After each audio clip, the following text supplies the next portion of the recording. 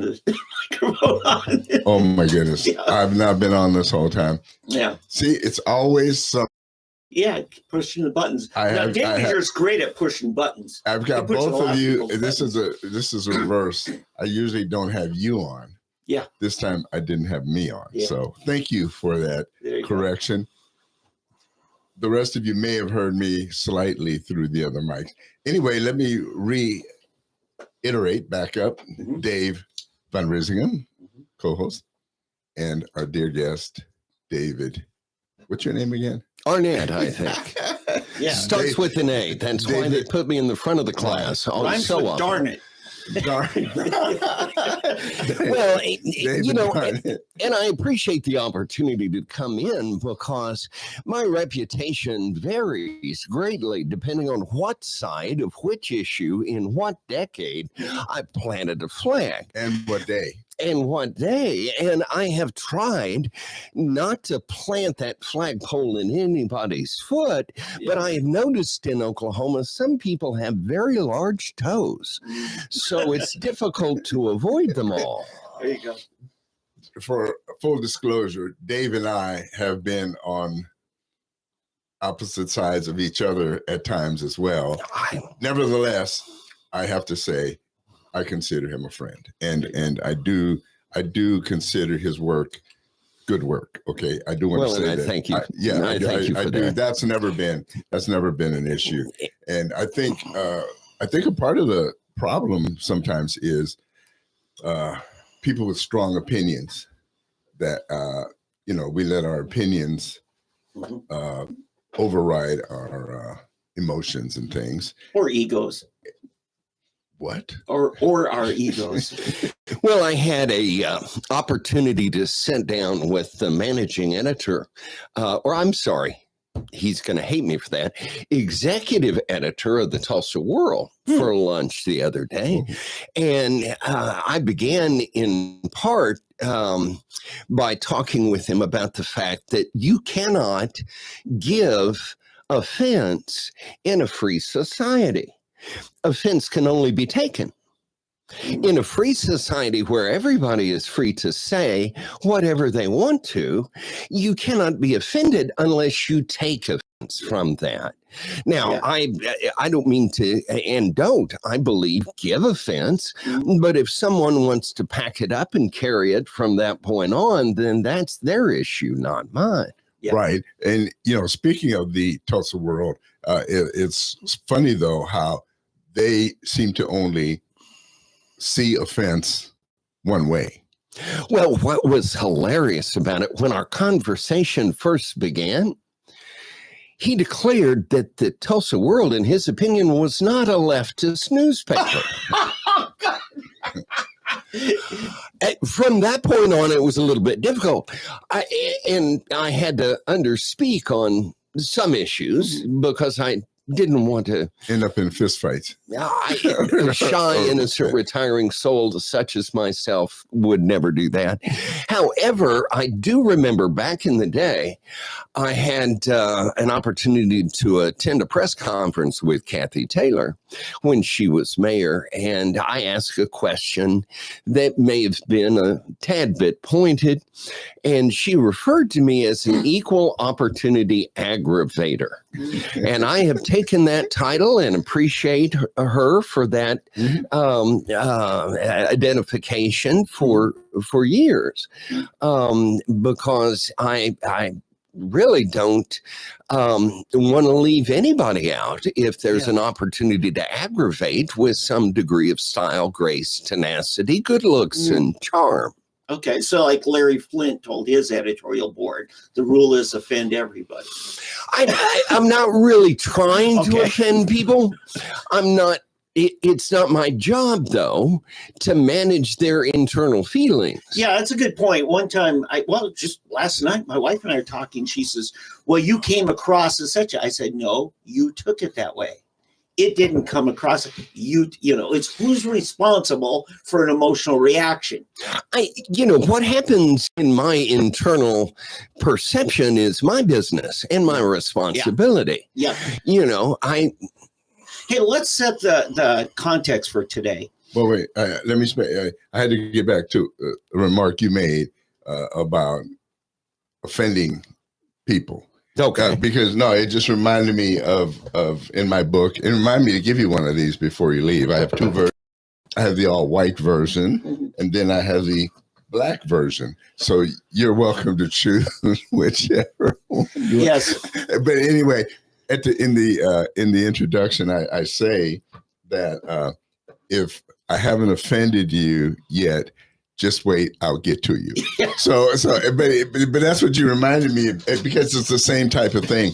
I go after everyone, and see, that to me shows that you're a fair journalist. Yeah. Honestly, if everyone is offended at some point by something you say, it shows that you're not pulling punches and you're not going to cover for someone, and that's what's lacking on both sides. I get upset sometimes by right-wing periodicals, television, radio, you name it, and so many of the posts, even on Facebook,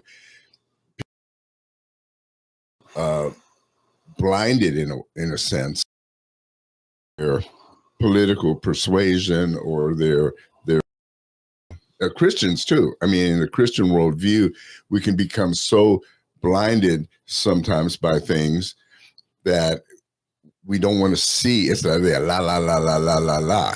Well, and it is part, to follow up on what you're saying, I believe that there is a tyranny of political correctness that we have suffered under in magnificent form for at least the last 4 years, if not the last decade, from the Clintons, the Obamas, to the Kamala, whatever her name is. She's gone now. Camel hair, yeah, camel hair, whatever. And you gotta love her, because she was the most incompetent candidate for political office ever. Sure. And yet she was put up there. Now, part of the discussion I had with the Tulsa World executive editor was asking him exactly who was the president for the last 4 years, because it wasn't Joe Biden. Right. I've worked with people in dementia. He had more dementia and less capacity cognitively than anybody I've ever encountered. And yet it was hidden from us. The mainstream media ignored it. And, if that's not election interference, I don't know what is. Yeah. Let's set the table here a little bit. Back in the 80s, when I first moved down here, there were two newspapers, a morning and an afternoon. Afternoon being the Tulsa Tribune. And I was a reporter for the Tribune. Thank you. That's your launching point. Tell us about your career in journalism, starting there. Well, okay. Let me try and abbreviate this as quickly as I can. Appreciate that. I went back to school to just get a degree. I took a news writing class, and it was their fault. They told me I was good at it. So blame them, because they then hired me to be an editor of what was the TJC Horizon. Oh, sure. And back in the day, the Horizon was prohibited from full distribution on all of what is now Tulsa Community College's campus. And I objected to that and started writing about that, and found that and that was like 1986, 1976, 10 years prior, the little student newspaper had written something about a pre-release center that was going to be located near the downtown campus. Yeah, which was the only campus. Which was the only campus there. And the school got all twisted out of shape about that and restricted their distribution. Oh, gee. Well, when I got back to school, I researched the subject and basically said, love you guys, but there is a First Amendment and it does apply to you. Sure. So as I was preparing for the next edition, I had the layout sheets, and this was back in the day. You may remember, the viewers may not. We actually had to print out type and wax the back of it and line it up and use border tape and get a special headline and do all of that. And then we would take the layout sheets to the printer, and they would photograph them and make a plate out of them and then run the paper. Well, I came in one morning all night long, or a good part of the night, and heard on the other side of the petition, the instructor say that from forward, the layout sheets had to go in to the communications office, and the printer would pick them up from the communications office and return them back to the communications office where the students could then get it. Well, being somewhat a suspicious soul, I took the layout sheets out to get a copy made before I turned them in. Yep. And while I was out, I got a call from my assistant editor who told me I'd been fired. Something they didn't tell me 10 minutes earlier. So I made a copy, and I made 2,999 additional copies. Never really been shy about some things. So I brought the layout sheets to return them to the school. And it was never, that paper, that edition was never printed by the school, but I had copies and I distributed it by hand. Security was told not to allow me to do that. I did it anyway. I showed up to their board of regents meetings. I delivered them to the regents. Before it was all done, and it was a long process, TJC then and TCC now looked at their students as parking lot students that would just go to school, park, go to school, get back to the parking lot and go on home. And they knew that it was only a 2-year school. They could outweight any student advocate on any particular issue. Sure. So I started enrolling in one class per semester. Anyway, so it continued. Eventually, we got a resolution of intent from the Oklahoma legislature that said institutions of higher education in Oklahoma would not prevent the free exercise of First Amendment liberty for students. Do you know what year was this? Give us context.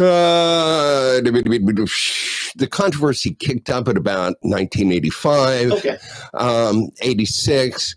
By 1987, I had won the Scholastic Press Freedom Award nationally. And you're going to love this. The 1988 Hugh M. Hefner First Amendment Award in print journalism. And yes, I went to the Playboy Mansion. And yes, I met Hugh Hefner and his bevy of attendants at the time. And it was tough job, isn't it? I surprised them all because I was a conservative that won a First Amendment issue. So there was a little bit of back and forth. That slipped through. Yes, I actually was having dinner with Christy Hefner in Hollywood, and she That's daughter, correct? Pardon? His daughter, who ran the organization for a long time. Sure she did. And we were at the same table, and we were going back and forth about, what was the most effective vehicle for delivering service or to help people. And I asserted that business was. And because they were economical, they didn't waste money. They watched their pennies because it was their money. Sure. And her response was that no, only government cares for the people. I've been looking for a point in space and time where government actually cared for anybody other than themselves, but I have yet to find it. Yeah, look at the VA. How's that working out for the vets? Yeah, well. Yeah.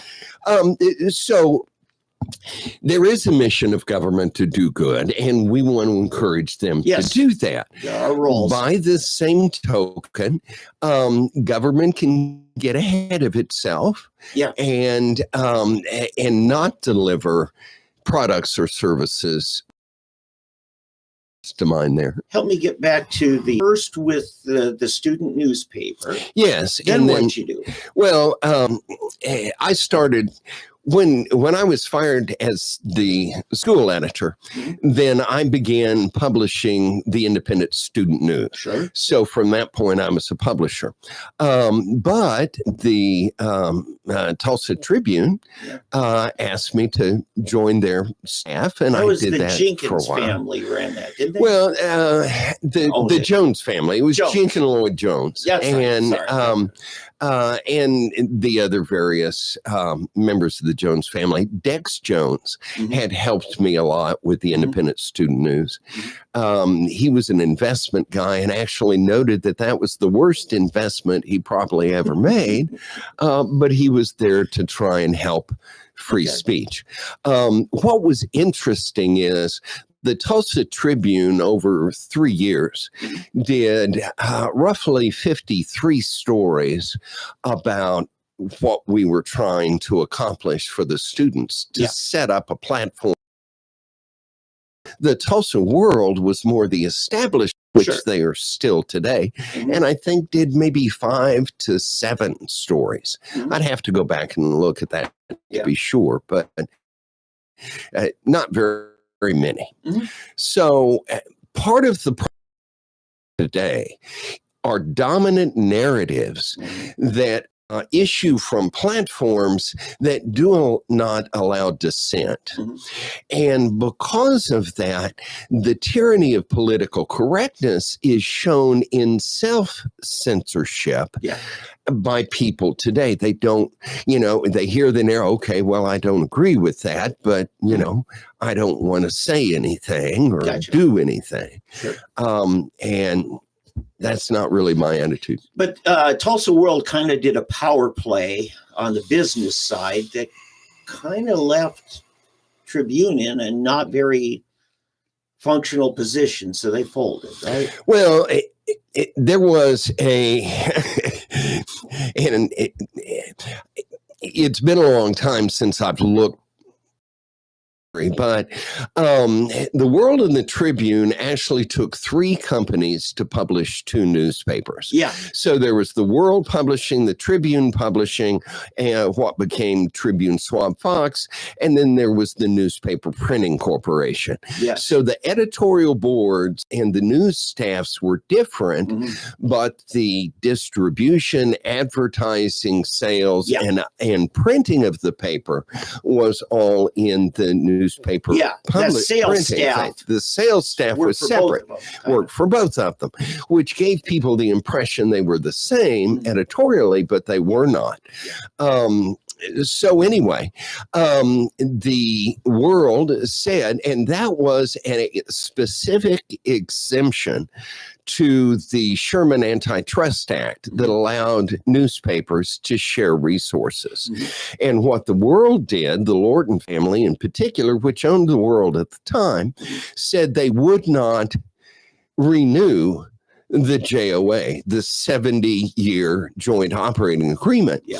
Now, the Tribune knew that they were trying to or might face such an issue.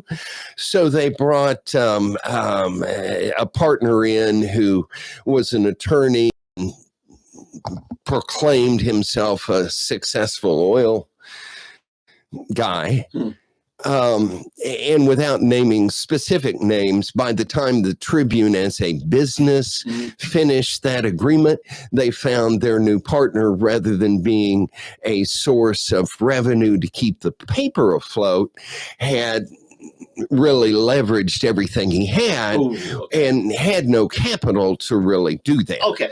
So, I mean, it gets a little bit Okay. strange. So, So- what the World did was go to the Tribune and say, you can go out on your own, which they could have done, Mhm. and in my opinion, should have done. Yeah. Or we'll give you $50 million. Mhm. And the Jones family took the money and ran. Oh, gotcha. Now, after the Tribune closed, I went to Landis Jones, who was the youngest Jones still in the newsroom, and said, hey, Landy, let's do a weekly newspaper. And we set that up. We got the printing set up. We got the advertisers networked and all of that. We pitched it as an investigative paper. But through Landy, decided that I had controversial a reputation, even then, to be associated with his family newspaper. So they actually, and if anybody knows the Jones family, they cut me a check for $10,000 for a month and a half's work. And in those days, it was fairly good money. So I withdrew and let them do their thing. But you could see that their effort was going to fail miserably with the first edition, where Landis Jones had his front page publisher pontification talking about the glories and the history of the family. That's not what you need on the front page. You need to talk to people about what you're going to do for them. Now, about 6 months later, I met with Landy down at the Blue Rose and said, Landy, we promised people this would be an investigative paper. So with all due respect, where the flying frick are the investigations? And he goes, well, you have to be a strong newspaper before you do investigations. And I looked at him and I said, buddy, become a strong newspaper by doing investigation. Excuse me. So, okay. So where'd you go from then? You started your own thing eventually, right? Oh, yeah. Well, in, excuse me, I'm still getting over cold. In 1996, I started the domain TulsaToday.com. We launched with a live presentation out of Oktoberfest. First time that had ever been done. We were streaming before streaming was cool. And in 97, I began regular. And from that point, it's built. Now I have TulsaToday.com, and I also have Arnett on Substack, arnett.substack.com. Is that also called Straight Up? Yes, that was the name for it. Because that's kind of how I write.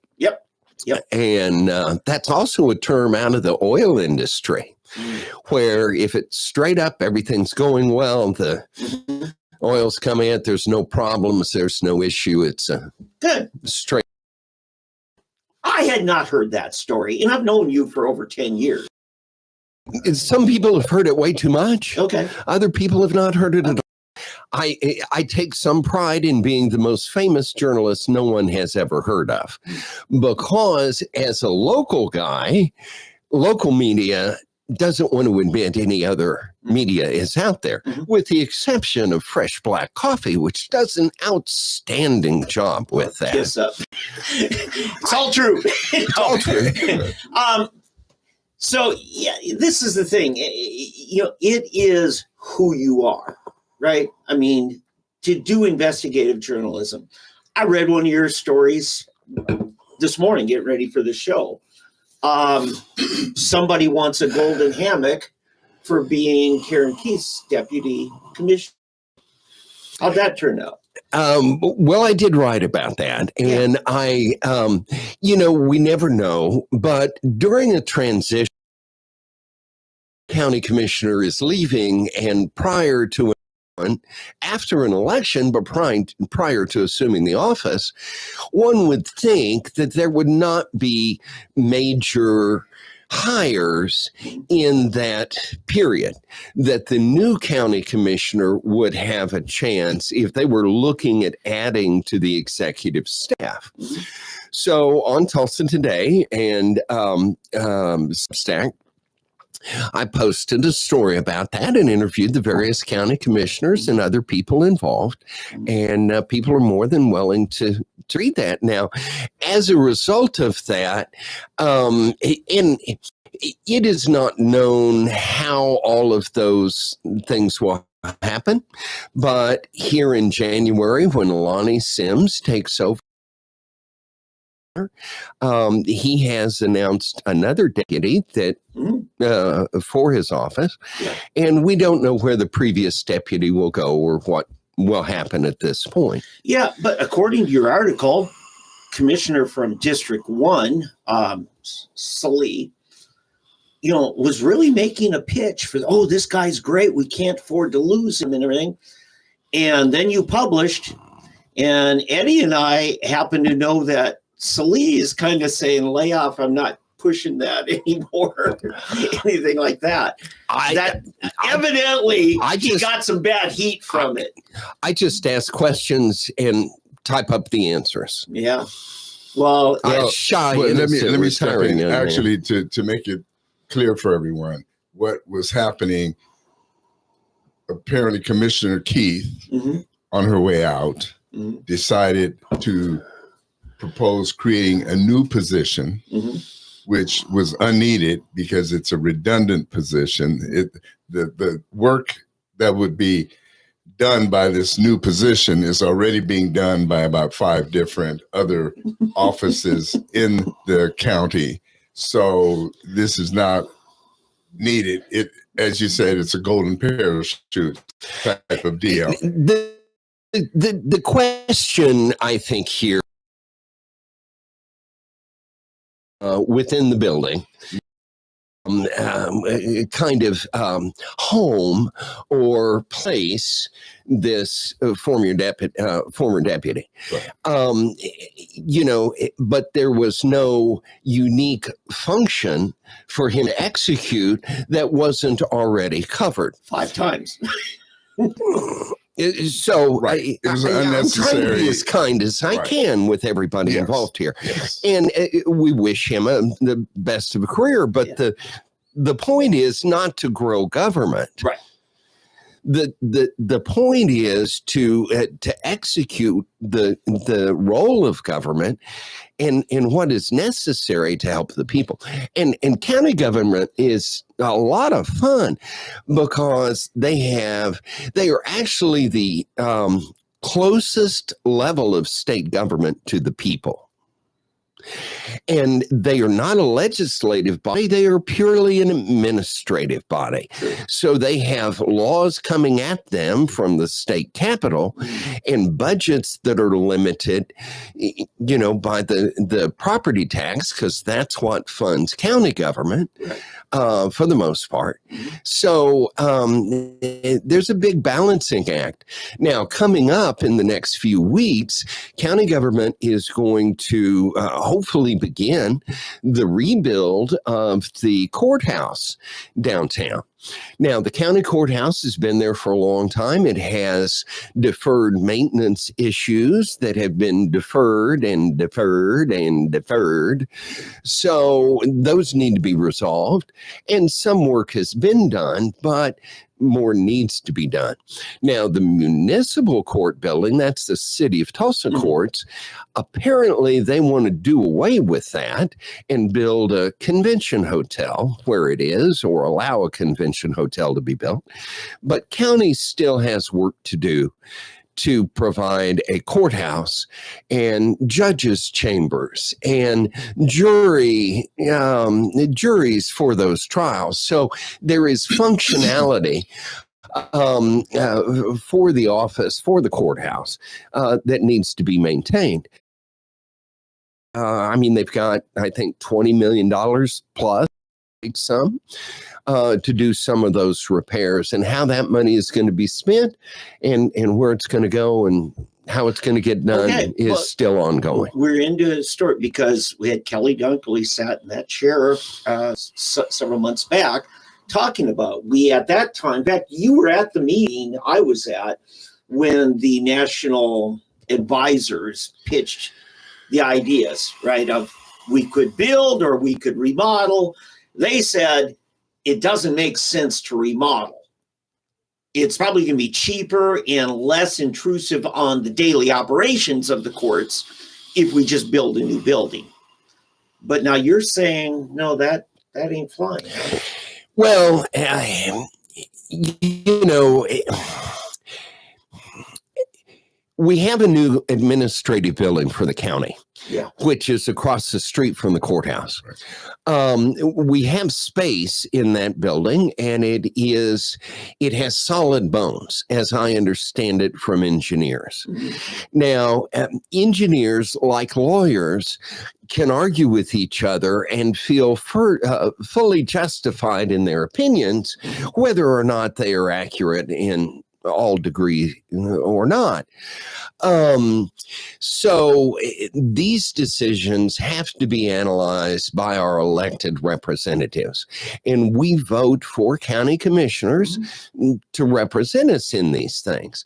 So it's going to be interesting how all of that comes out. It would be nice to have a new courthouse. I'd like to have a brand new Lamborghini, as a matter of fact, and a 30-foot-a-day sailboat and a variety of other things. I can't afford them. So does government. Now, not been a new issue. They've had marble falling off the courthouse for years.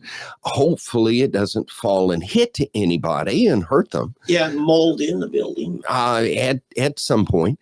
And they've done some mitigation on asbestos and some other stuff. So I'm a fan of county government because I think it's more efficient. With city government, they have many more employees, and there's a mid-management level of city government where they have meetings to have meetings to have meetings about having meetings.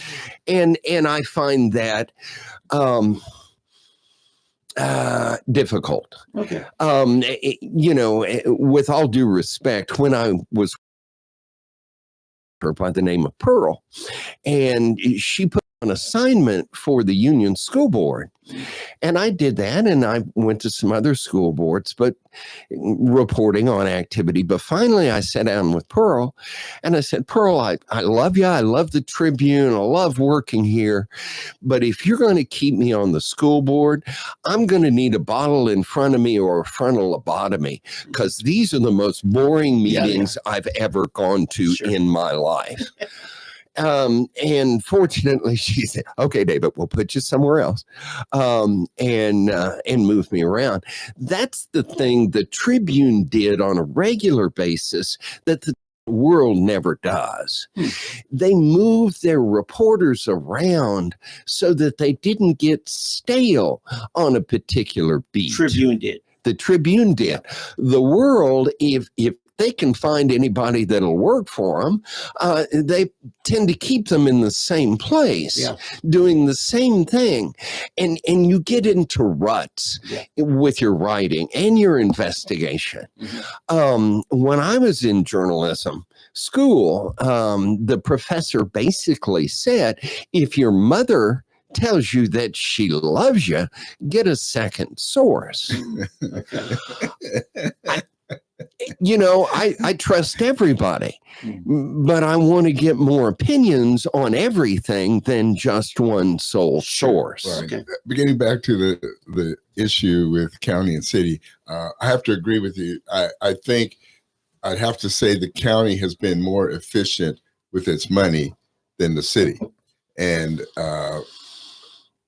it's, and I may sound disgruntled, and due to from the prior, but it has nothing. I mean, I would have said this regardless of the election. What I've seen the county do with their money, their budget, the fact that they have a surplus, where the city tends to always be living off of the next budget or the next increase in taxes and so forth, and all these proposals. For example, remodeling the courthouse versus tearing down and have this grand vision of a new hotel, and then we'll just worry about building a new courthouse instead of Instead of letting the private sector worry about doing a hotel, we're gonna, as a city, going to worry about taking care of the courthouse. Well, where is the municipal courthouse? If it's not there, where are they going to put it? Exactly. You've got to buy land. You've got to buy property. So somebody is going to weasel their way in, a brother-in-law deal or something. Well, no, David, I got to say, that building, the old Williams Communication Building, right? Isn't that the new City Hall is?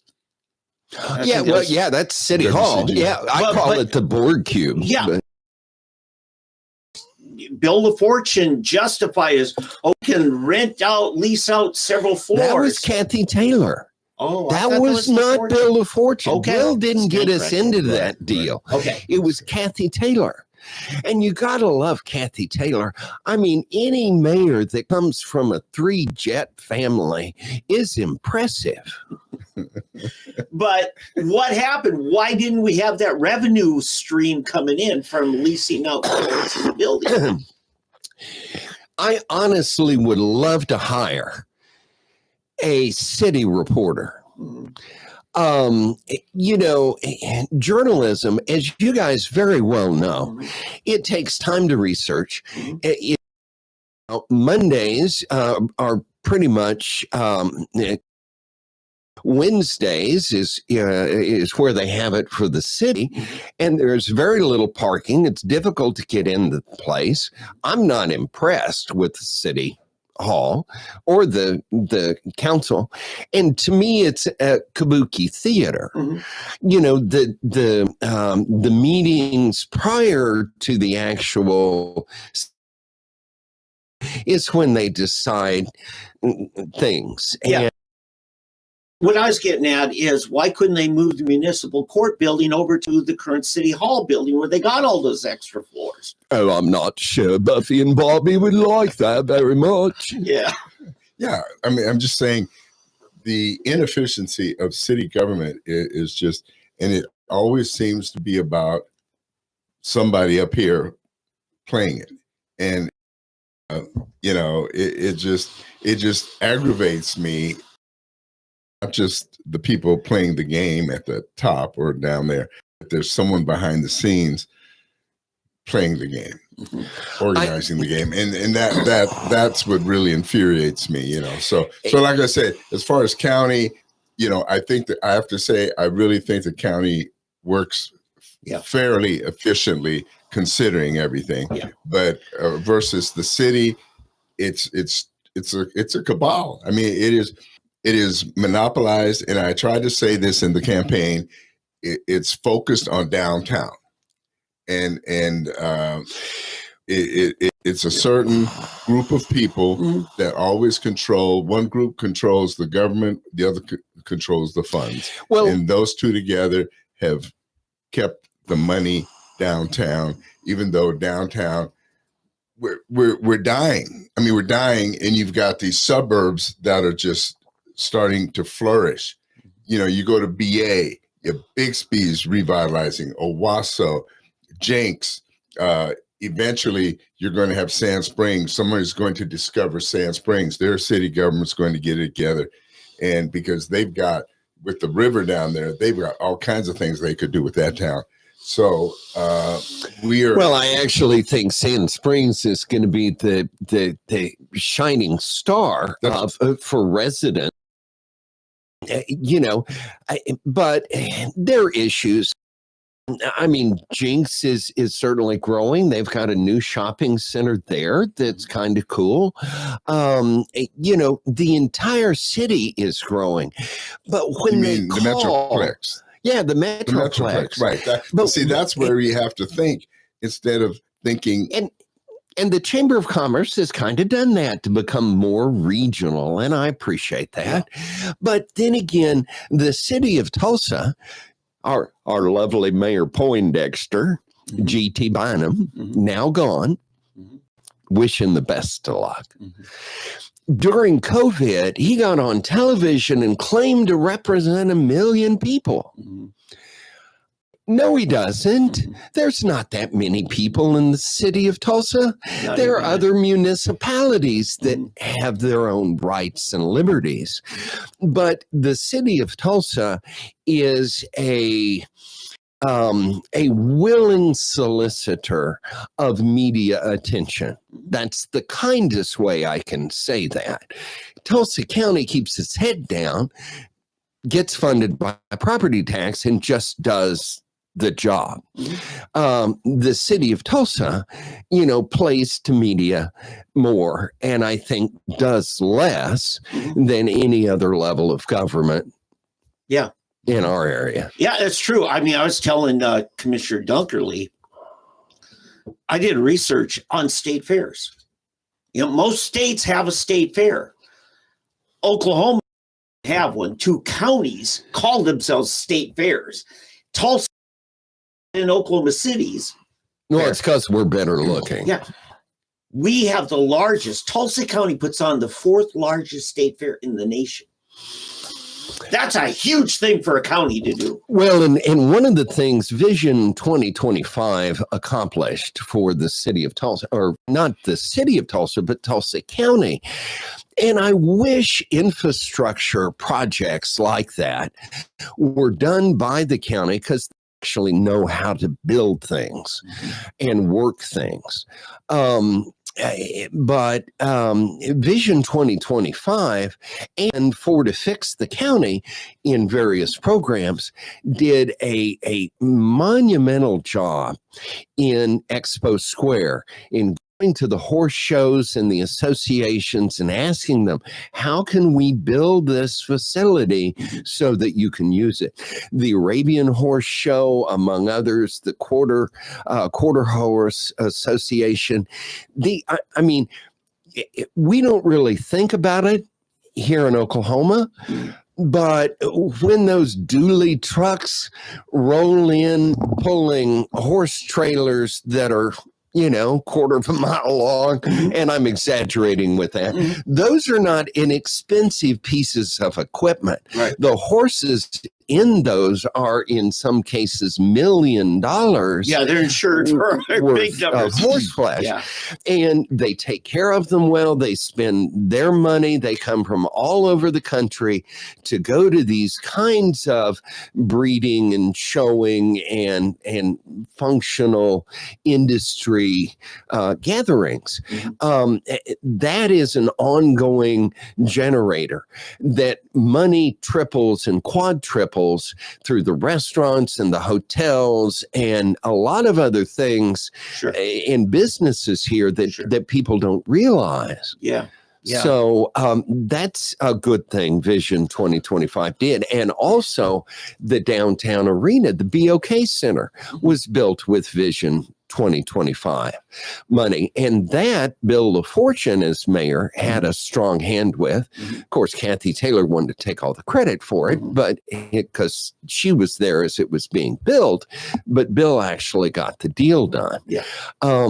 It was difficult. Some people officially opposed it.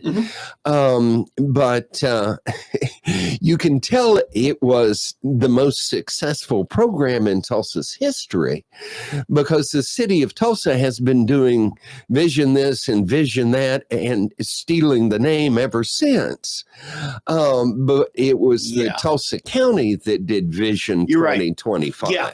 But, my problem with it, and I think Eddie as well, is location. Why does the BOK Center have to be in the most congested, hard to find parking, hard to get to place instead of along the Broken Arrow Expressway and I-44? Well, the answer for that is a couple of things. First of all, there is a municipal power generation steam plant immediately adjacent to the facility, which saved them a huge amount of money in how they operate the facility.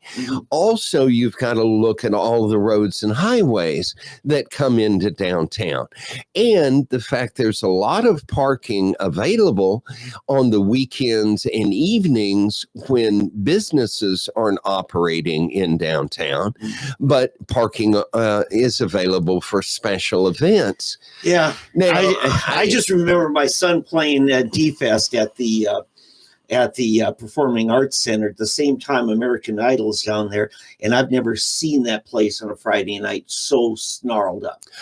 well, I used to live downtown. Yeah. And I had a loft at 3rd and Cheyenne.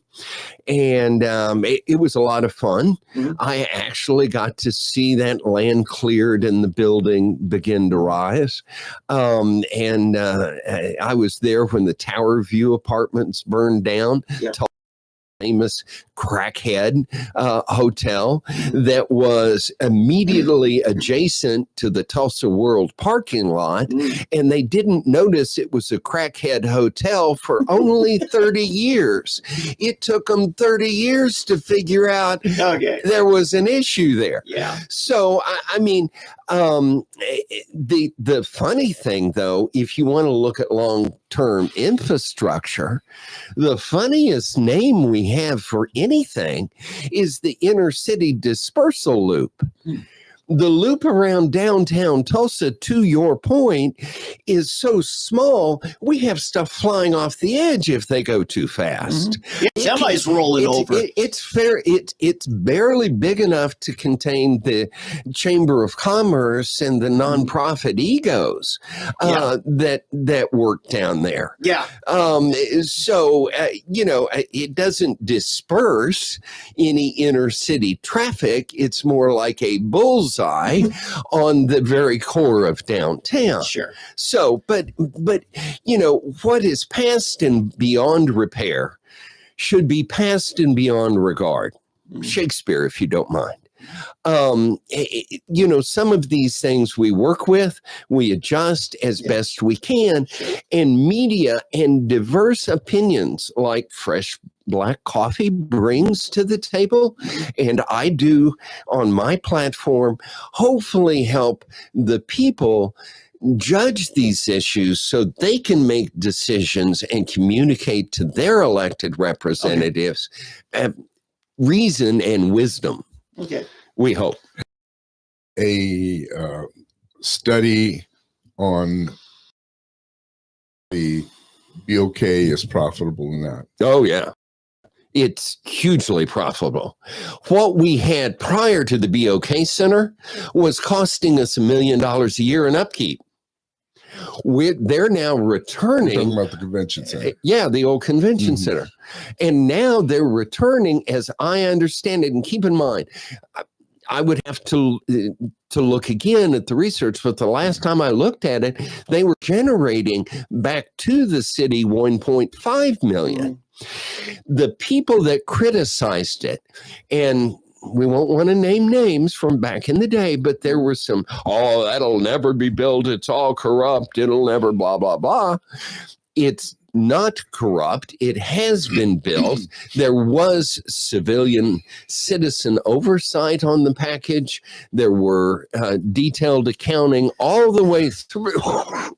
But what really the critics did not understand is that the caliber of shows that are presented at the BOK draw people from Kansas and Missouri and Arkansas to come to Tulsa. And again, they're staying overnight. They're their money. No, you're making a very legitimate point there. The one on the budgeting of the operations was the police overtime, because you got to close certain roads.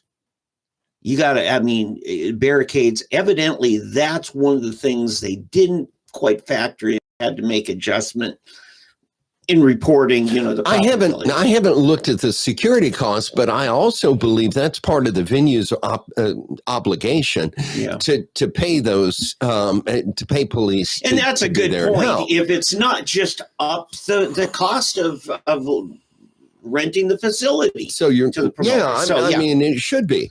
Yeah. But they're making money there. Yeah. And I celebrate that and appreciate that fact. It is also one of the best designed, from what the performers tell, about being able to load in and load out. Yeah, it's good. And when you've got a tour going on, you're trying to get in, get out, get it done, move on. Yeah. Yeah. And it works. No, and there are certain things that should be government. I'd like when private sector can do it. There's times to pass things off, say it's time for private sector. This isn't, but the Performing Arts Center, I'll say, is. Well, what the BOK did was show that there is a market here greater than the population here. Yeah. And that, I believe, has led to, a concert venue now being planned in Broken Arrow. Yeah. So there are secondary and tertiary benefits to success. Yeah, it's true. Yeah, it is true. No doubt. We got a new mayor coming in. Tell me what your thoughts are. What are his biggest challenges going to be? What are his strengths? What are you concerned about? Well, I interviewed him. Okay. And I thought it was a pretty good interview. Mm-hmm. He did tell me that he was slightly offended by my verbiage. Mm-hmm. Afterwards? No, actually during the interview. Okay. He started referring to white fragility. Okay. Now, Eddie, correct me if I'm wrong, but white fragility is what the name Black people use when they don't want to call you racist and really insult you. It's from a book. I later, after that interview with Kevin Hearn, our representative to Washington, and I've known Kevin for a long time, and I said, Kevin, have you ever known me to be verbally fragile about anything? Mm-hmm. And he got a good laugh about that. Now, where that came up in the discussion with Monroe Nichols was over the lie or slander, in my opinion, that there was a massacre in Tulsa. Right. There was never a massacre in Tulsa. Thank you. There was a armed civilian conflict or civil war, if you prefer. But anytime you have identifiable groups, large identifiable groups, armed, marching through the business district of a city, shooting their own and others who oppose them, that's not a massacre. Right. Well, I look at the news this week in near Hanover, Berlin area. There's a little Christmas market, and the Muslims marched through this Christmas market one day. 2 days later, now last night, this happened to be an Arab guy, doctor, bulldozed his vehicle high speed through there, and more than I think there were 10 or 7. There's over 200 injured from that. Now, did we have any warning this guy was going to do it? Yes, we did. We had the march 3 days earlier. Well, and there are still facts coming out on this, David. Yeah. But as I understand it, he was from Saudi Arabia and is anti-Islam. Yes. So he's an anti-Islam Arab. I get very confused. I don't know. I mean, there are Persians and there are Arabs, and they don't really like each other all the time. Yes, the Sunnis and the. I think he was a leftist, socialist minded, was against religion in general. Well, I mean, and he went after a Christian festival event. The Christmas market. But wait. Can we get back to the Oklahoma, Tulsa. Even Tulsa? How about that? I was enjoying the journey. We just jumped the ocean.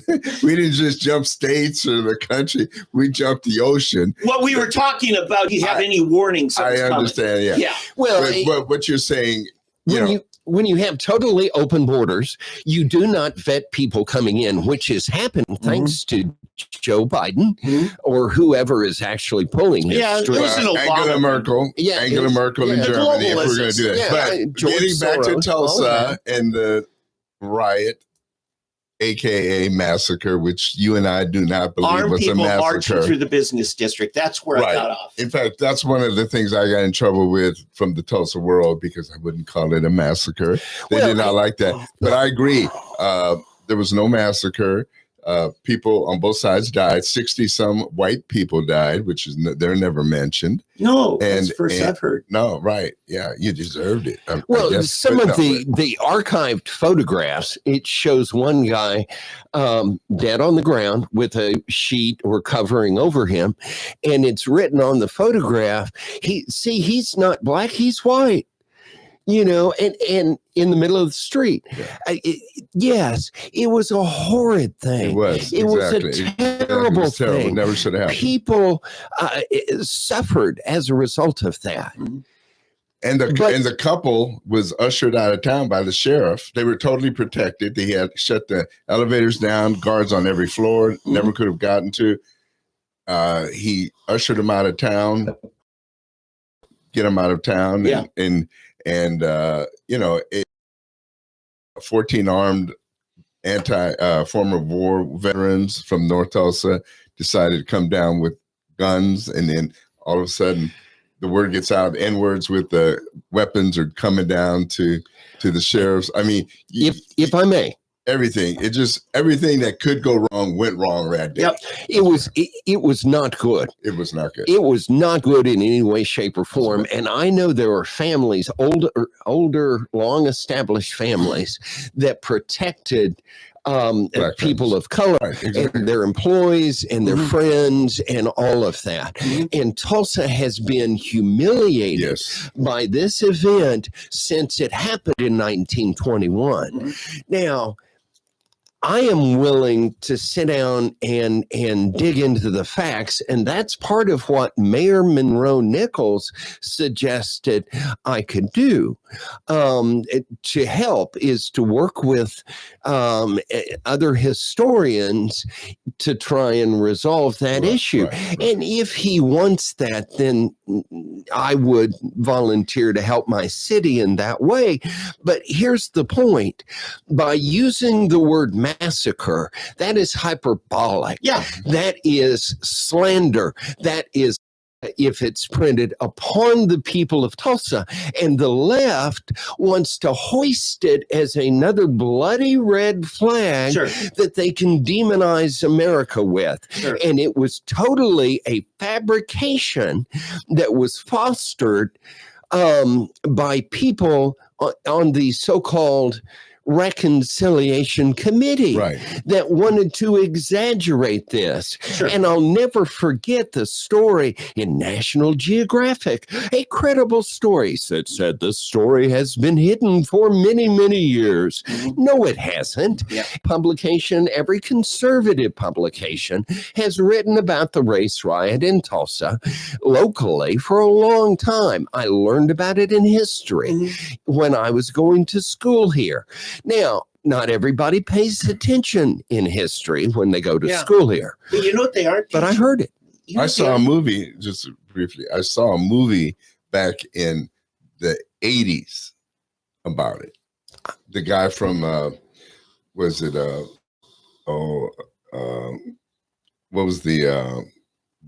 former, he was with, oh man, my mind is escaping me. Computer movie with Mr. Tibbs.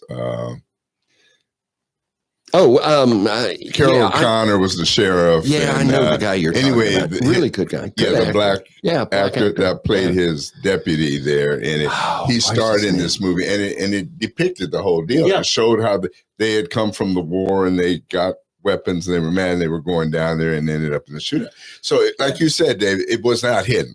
I mean, they make it hidden. It was hidden is because people didn't study and didn't care to know anymore. And in the 100th anniversary in 2021, when they celebrated this, we had Joe Biden and Cory Booker and all these people come to Tulsa and tried to push every button to aggravate racial discord that they could.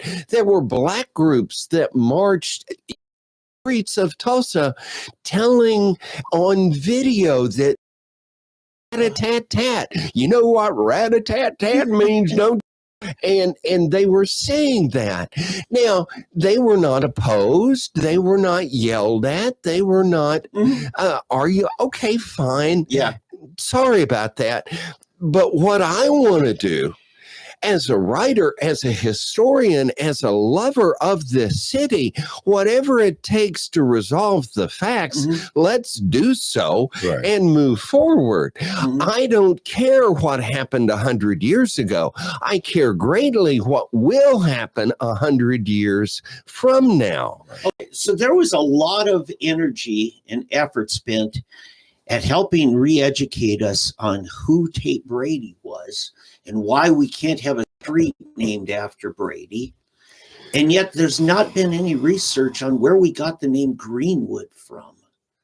Greenwood LaFleur, principal chief of the Choctaw Nation, best friend of Jefferson Davis, president of the Confederacy. I know. And the black folk love that name Greenwood, but they can't have that name Brady. Look, do you see hypocrisy here? We do the best we can with what we have today. Yeah. I am not here to try and aggravate, anybody further than they've already been aggravated. Yeah. But what I'm saying is, as a community, you best not slander Tulsa. And I hold accountable those officials in 2021 who did not defend the honor of Tulsa. We are not a racist city. Have racist incidents happened? I'm sure people have been snide in remarks and other kinds of things. Inappropriate. I have my own family members appropriate at some time. Sure, but they're going to others. They're going to push us. And the more they get away with it, the more they're going. Who are you talking about? The race baiters. Okay. They want to tear down the interdispersal loop only on the north side because Pete Buttigieg says that those are racist overpasses. Fortunately, on November 5th of 2024. We reset normal. I hope no longer is insanity ruling. Well, at least once Biden gets out of office, it won't be. But there are basic things that we know. There are scientific facts that we know. There are real things. And that would be another show. I don't want to spend all of your time on this, but of course, there have always been the Al Sharptons of the world who make a living aggravating. And I think Obama did more to damn us. Yeah. I think we were almost beyond racist until Obama brought it back in many, many ways. I think so.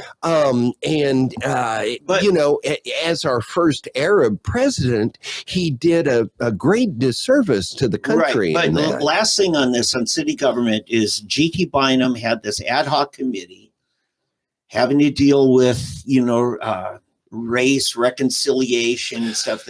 This new committee. Evidently, Monroe Nichols would need to reauthorize that as an ad hoc committee or it goes away.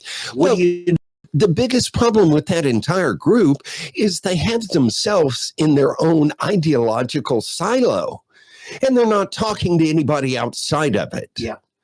Now, if you want a conflict, let's talk about making people pay today for what other people did 100 years ago. That was Eddie's argument. Oops, that isn't going to fly here. No. Now, there may be some ways to help some people, but for heaven's sakes, I was discriminated against for being Irish. Yes. I've been discriminated against for suffering male pattern baldness. Yeah. When do I get my check for that? Well, you're going to make Japanese, Hispanics, everybody.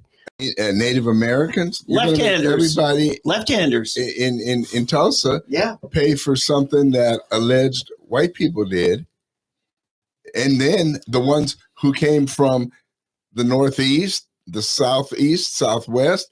I mean, all these people who have never been to Tulsa, have no historical background in Tulsa. All of a sudden, our taxes are supposed to pay for people who really also didn't live in Tulsa. Well, the only slavery that was legalized in Oklahoma was tribes owning slaves. Which they did. Yes. Right. But Yeah. So the whole thing is ludicrous.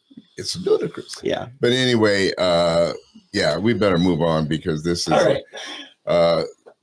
But David, what right now? What is forefront on your mind? What issues should we be looking at that people may not be aware of in the city of Tulsa and the state of Oklahoma, maybe that we aren't really cognizant of that you feel may be important to us? You know, one of the biggest things that I would pedophiles. Oh, The education system has not done enough. Now, the example of that, the primary example, was a drag show performer who was a principal of the Western Heights Elementary School and hired other folks with him. Now, I think he's been let go, but there is especially in small towns in Oklahoma, your coaches and your teachers have extraordinary influence. And because our major journalism organizations don't get out of their home office, especially if they can like turn on the internet and watch council meetings online, they never go out and investigate. And in these small towns, there can be a self-censorship and a good old boy system that is as damning as anything that has ever existed in the country. And we need to go out and look at that. Now, there's a Substack site called Visit Vantage that has been covering this for a long time. Coaches that where charges have been brought. And I know the people who do that site, and they have suffered retaliation from and threats by legal, and they're still doing the good work. And about accountability for education, I would also like to see, you know, a full review of DHS in Oklahoma. Yeah. Now, that also requires a full review of the legal system. Our court system in Oklahoma is corrupt, and the worst of the county courthouses is Tulsa.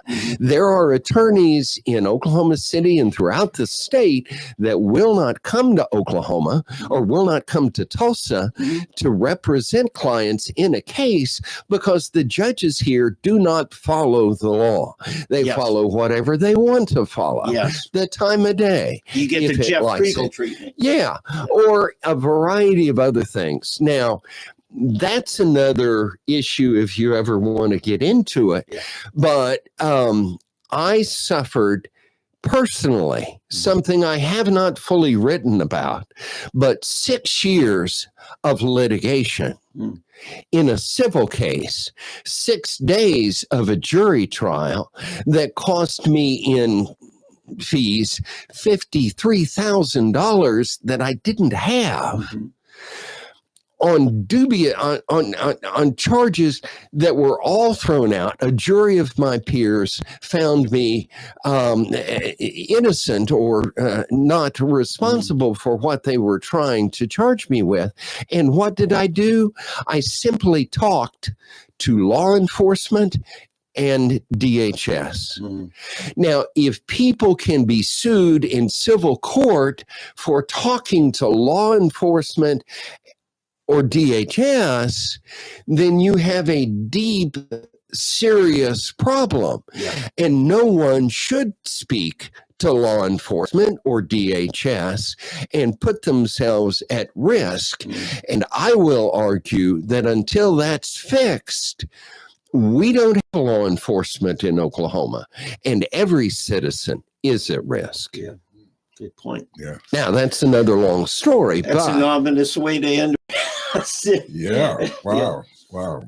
Well, David, listen, we're definitely going to have you back. In fact, we may just make it a monthly deal in Whatever. 2025. Yeah. Holy mackerel. You mean we can save the country from here with fresh black coffee? That's right. Wake I them like up. it. Wake them up. Yeah, it Caffeine. would be good to get. Caffeine is proof God loves us and wants us to be happy. Well, I just wish it didn't give me migraines. I love coffee. I love chocolate, but the caffeine in my system, my brain just don't work. I get these migraines. Yeah. But God was good too. He invented some good migraine pills. So There you go. I'm able to. Thank you very much for the opportunity to be here. No, thank you for coming. Seriously, enjoy you we guys. appreciate it. And I do want to start dialogue and give you the opportunity. Tell the people there how to find your various news. You know, we almost apologize for looking the other direction most of the time. Work on www.tulsatoday.com. Also on Arnett.substack.com. Now, the Substack site includes an opportunity for people to subscribe for free or for paid if you would like. But that a subscription means with every new major story posted, you will get that by email. And people have found that is preferred way of getting major stories. Now, I do other stories on Tulsa Today that are of general interest to the community, but the best work where I'm really delving into Oklahoma is on Substack, and I welcome you to subscribe for free. Look forward to talking with you more there. All right. Well, thank you, David. coming We in. appreciate that. And everybody, we'll be back after the break. Thank you.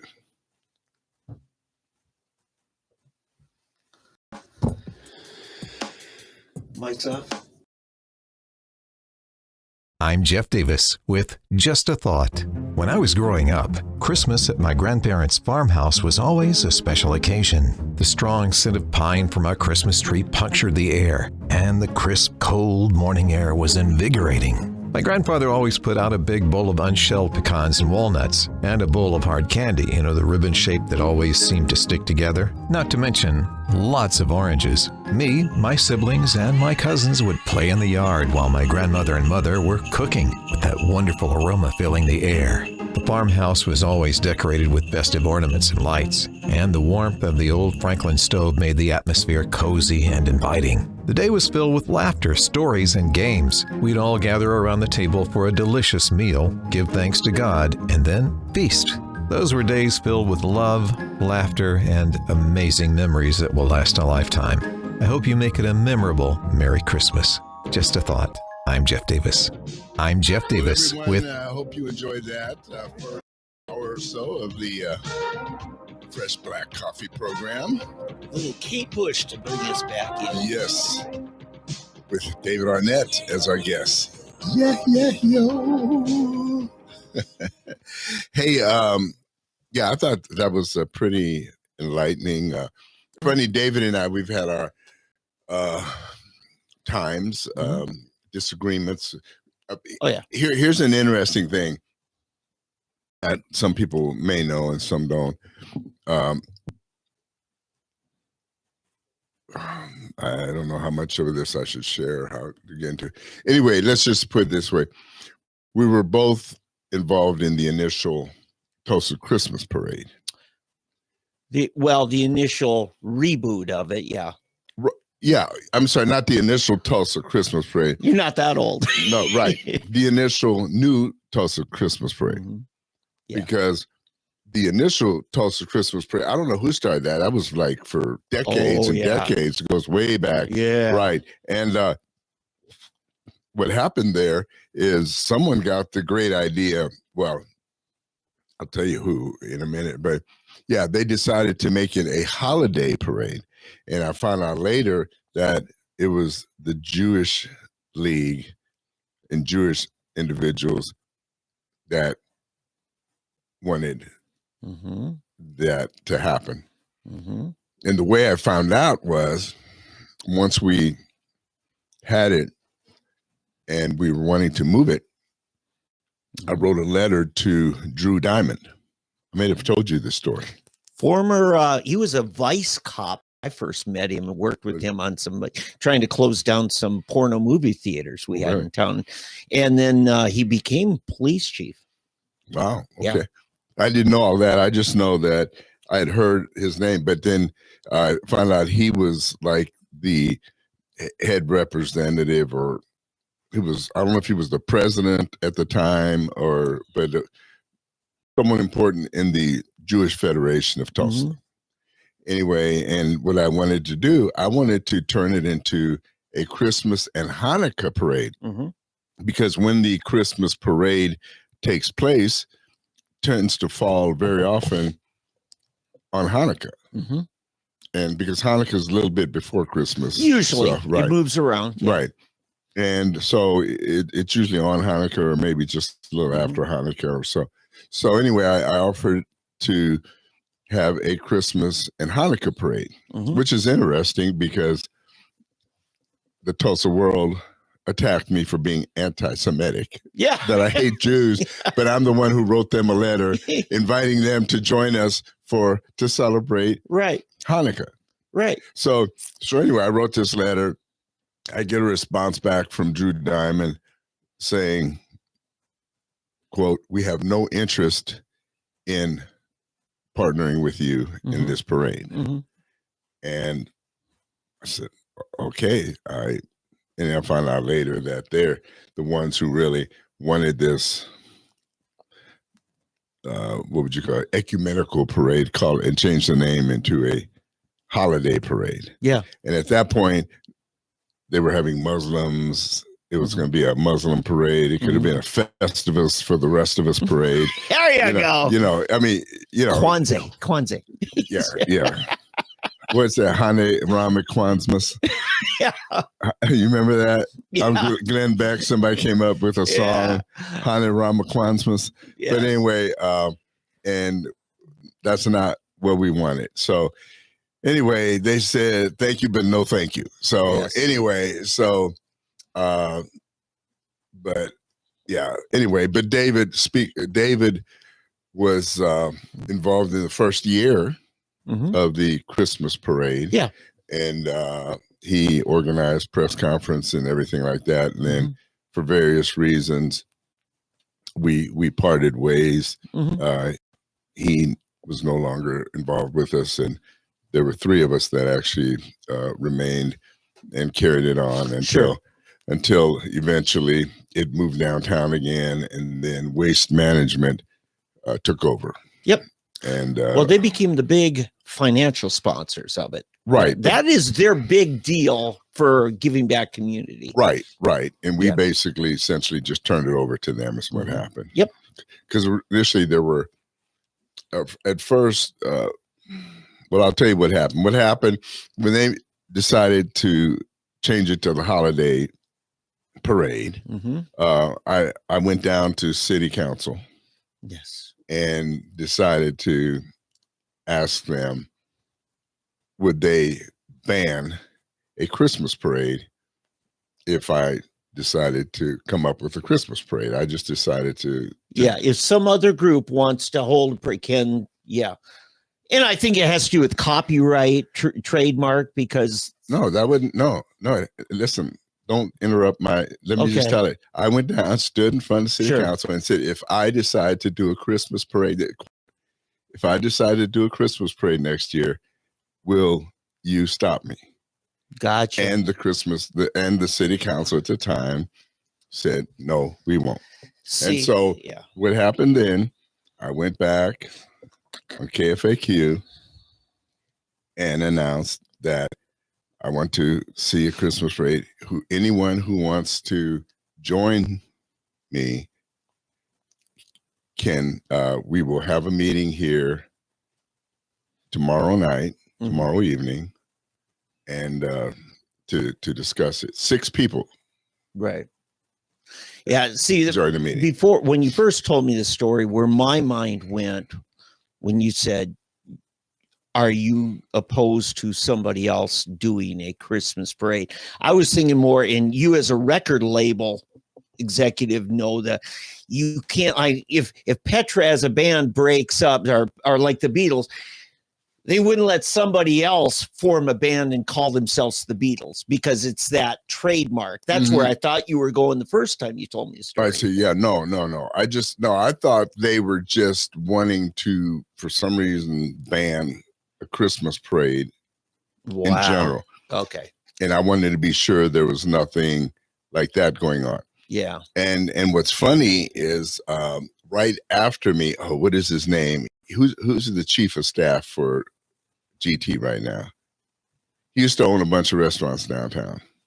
Oh, yeah. Oh, gosh. Yeah, he owns Ewing. Brent. Is it Blake Ewing? Blake Ewing. Yeah, Blake Ewing, after I spoke, he taking the other side. And I was just shocked when I found out he went to the same church because he was defending the people who wanted to keep from having the Christmas parade. And I was, are you kidding me? So anyway, Blake Ewing got out and defended the holiday parade and not changing it back or whatever.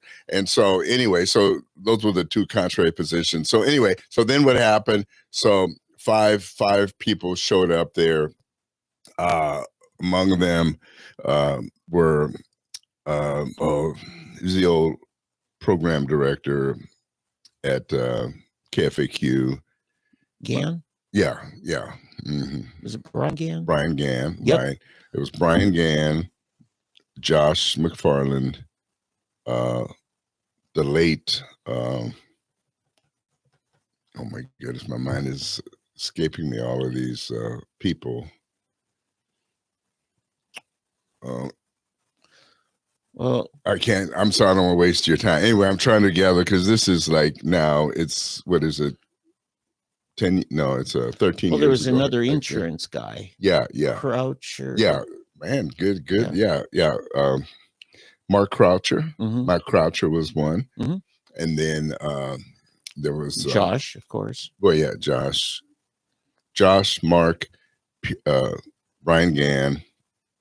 And then there were like, he's passed away. He used to have a show on KFAQ too. Yeah. He was another pastor. I know who you're talking about. I've never actually met him, but he's the one who actually got me on KFAQ. I'm sorry to take this time because I think this is very important. Yeah. So in any event, so what happened then, we got together. Well, as it ended up, the others only showed up for the meeting. Brian Gann said, volunteer the station, give me airtime to have, all the free publicity and everything that we could get to advertise. And then, of course, and then Mark Croucher and Josh volunteered to help. So in the end, what happened, it ended up being myself, Josh, and Mark Croucher, the three of us, ended up being it. That was in about December. No, I guess it would have been about November of 2010 or 2011. I can't remember back then. So then, so we were planning all that year. Well, that summer, we got Dave Arnett. Dave to join us. David Arnett joined us, and he started doing the pre-publicity, informing newspapers. TV held a press conference with the big three, CBS, ABC, NBC. The TV affiliates. Right, the TV affiliate, channel 2, 6, and 8, and 23, I guess, too. I always forget them. But anyway, so we did that, and then we went on, well, after that year, then through various circumstances, David, I think David wanted to make it a profit center, and the rest of us didn't. We didn't want to turn it into a profit entity, profit-making entity, and so he went his way. We kept on doing it, and then the whole time we basically just wanted it. I never wanted to, have a parade my name on it or anything. I just always wanted it just to get a parade downtown. That was the whole thing. That was the whole reason I did it and announced it, to do it. And so then Josh had been in touch with the people downtown who were running the holiday parade. And because ours was such a success, there's essentially died. Right. And they were in contact with Josh and said, do you want to take it over? And so Yeah. finally we took it over, and then Waste Management contacted him. Yeah. And The timing, though, I tell you, so many things just fit just right. We had this new shopping center just opening up called Tulsa Hills. And the layout of Tulsa Hills was perfect for a parade because you got Olympia Avenue goes right down the middle of it. The shopping center at that time wasn't all the way down to 81st because they later built on Sam's Club and all that. Right. And now it goes beyond that, right? Yeah. Gander Mountains are like it was 84th. But it was a brilliant move for Tulsa Hills. Because right now, I mean, Tulsa Hills is massive.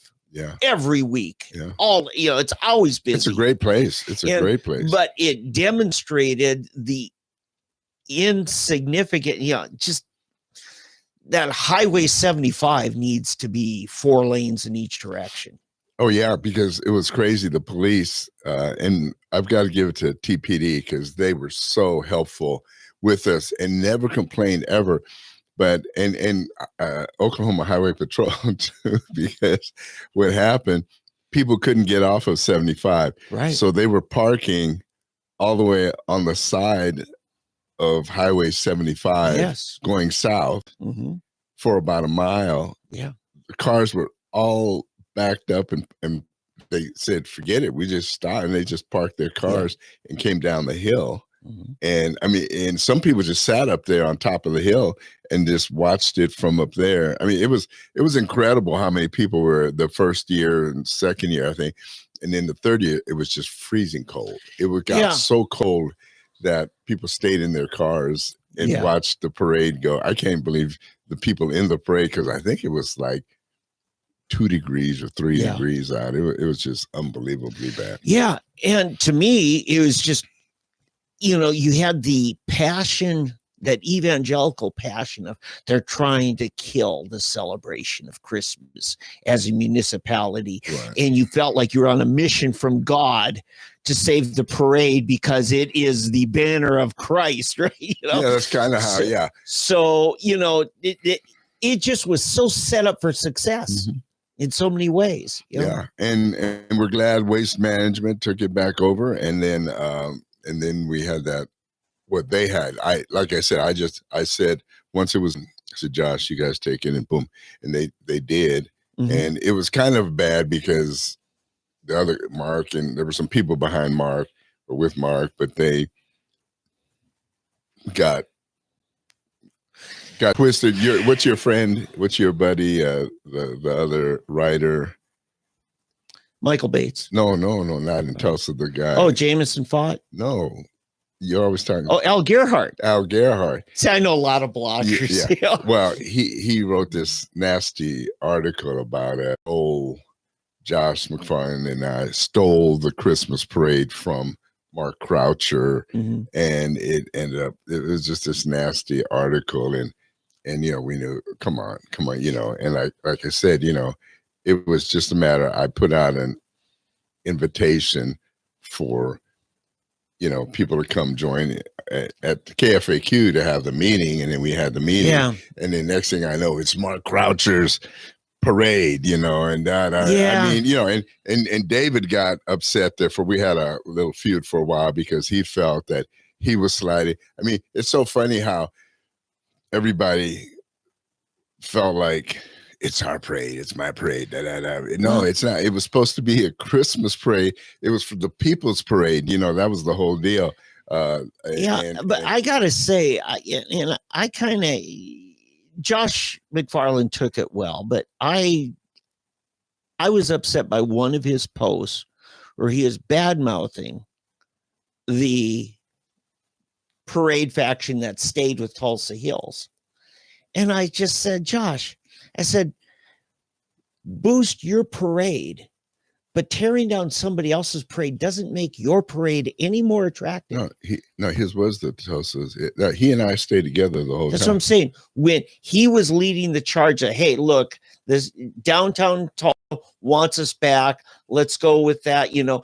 And then he started some negative things about the people that's were. Oh, now I got you. The other ones that. Yeah. And I had to and Josh took it well. I said, you raise your stature to beat somebody else down. Well, yeah, but see, I understand, but the reason he did that was because they actually initiated it. Exactly. I knew he wasn't striking the first blow. I knew he was responding. Yeah, because they made it look like we stole their parade. Yeah, and we didn't steal because Mark was in the meeting where we discussed all this about turning the parade over. Yeah. Here, Yeah. But why? Because the whole purpose was from the beginning to take it downtown. I agree with you. What I had said to him, I said, where is it stated in the annals of municipal government that you can only have one Christmas parade in a metro region? Well, yeah. Well, why can't we have multiple ones? And people go to the ones they want to go to. Some might go to all of them. Well, no, that's true. That's true. And as you see, what ended up happening, the other one died. Yes, it did. But see, and that's when they got really mad because then we got accused of killing their parade ever. But we never tried to kill their parade. We just, you see what I'm saying? I agree. And the one time where I did see some of that, you know, that's when I addressed Josh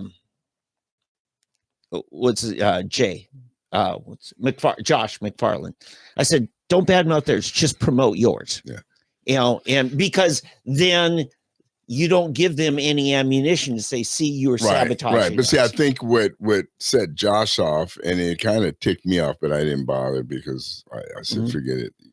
I don't care. But was Al Gerhardt's article. Yes. He named me and he named Josh as these people who stole this article from Mark, who had done all this work, and he had started this parade. And I'm thinking, these people don't even know the history. And here's the real secret. Okay, here's the real secret. The guy who did the most work, worked the hardest on all of those Tulsa Hill parades. This is a real funny one. Darren Gantz. Yes. Darren Gantz, every parade, he organized all of the workers, all of the people. Okay. Now I did the publicity. I worked with the police, things like that, you know, certain logistical big thing. But as far as on the ground, manpower, you be here, and then what's so weird is he was so good. I mean, the man's just, I have to say, Darren Gantz is one of the most organized people I've ever met. We're fortunate to have him as the deputy county commissioner. Yeah. And he would sit in this golf cart. He would just sit in this golf cart at a certain place with his walkie-talkie. Yep. Never uptight, never nervous, you know. He'd call, Darren, this is happening. Okay, just doing this. Hold on a second. He so-and-so, they need this here. There. I mean, just the coolest, calmest person. Yep. And he would just make that parade run smoothly. And the rest of us would, you know, Eddie, can you do this? I'd run, and Mark, can you do this? Josh, can you, you know, but when it came parade day, everything turned over to Darren. Well-oiled machine. And Darren was the general. He ran that. So, I mean, I've got to give recognition because parade day, you know, we did like the different organizing, you know, in advance, but on the day, it was Darren Gantz all the way. I want to say something really redemptive, very important. It's Christmas, and so maybe that's even better reason to say this. You and Darren were on opposite sides of that fact when it kind of fractured. But you... Yeah. Actually, Darren, I never against Darren. I mean, I didn't even know he was on. No, actually, he had split from them, but he was friends, I guess, with one of the people who was involved in that. He's also very good friends with Al Gerhardt. Oh, really? Okay. See, I didn't even. All right. Sorry, Darren. I take back everything good I said. No, but here's the other thing. David, Arnett, and we've gone to blows. Right.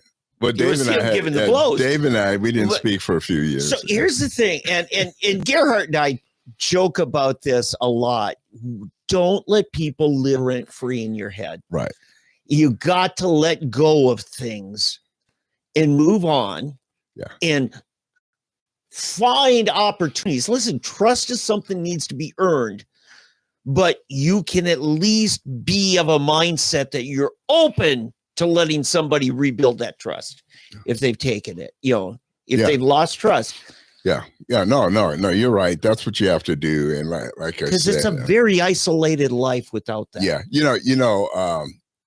there's one scripture that, or it's not scripture actually. Yeah, people just say it all the time about with your sin, he casts it into a sea of forgetfulness. Yeah. It's not actually a scripture, but it works. Mhm. And I've learned, like with me, people always talk about forgiving, Mhm. and I'm not a person that forgives easily, but I forget. Oh, And one day God just showed me how it's better to forget than to forgive. Because when you forget, the forgiveness comes in the forgetting. But you can forgive and not forget. See, it's better to forget than it is to forgive. Because you can forgive today, but then your mind will bring it back up again. There's people who forgive, but they don't forget. When I forgive you, but there's a little thing, kernel in your mind, just waiting for you to let them down again. But if you forget they ever offended you in the first place, you have no fear of them offending you again. yeah. Because you don't remember the offense in the first place. And that's kind of how I've been. So I honestly, I don't carry around offense. So for example, anything that David or for example, Mark Croucher, Mhm. I'm naming names and I don't care. They're friends. Mhm. He was busy, with the other group that Right. Yeah. and they were upset and they did all these things. Well, he and I are still good friends now. Yeah. And he's a client of mine. I mean, he Yeah. came back, he comes to me for insurance, Yeah. sends me customers, and we go down and shoot the breeze all the time. Yeah. Dave and I, Arnett and I are, I won't even, I have people from many years ago that we had issues.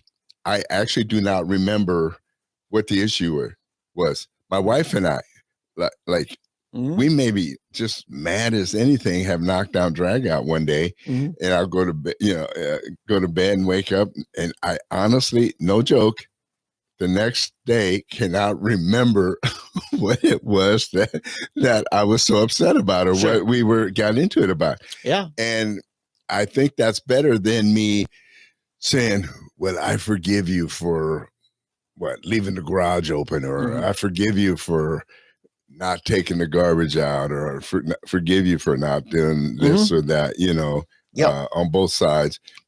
Because, if I just forgive you, then, man, I bet you she left that garage door open again, or I bet you that, or then she's thinking, I bet he didn't do the dishes or take the garbage out or something like that, And so, you know what I'm saying? I hope this makes sense to you all, but let's just put it this way. It really works in my life that the forgetting, that if you can forget and let's just put it this way. If you can ask God to help you forget versus forgive, I think you'll be a lot further along, because it's easy to say, I forgive you, but you hold on to it back in the back of your mind, and you're waiting for the next time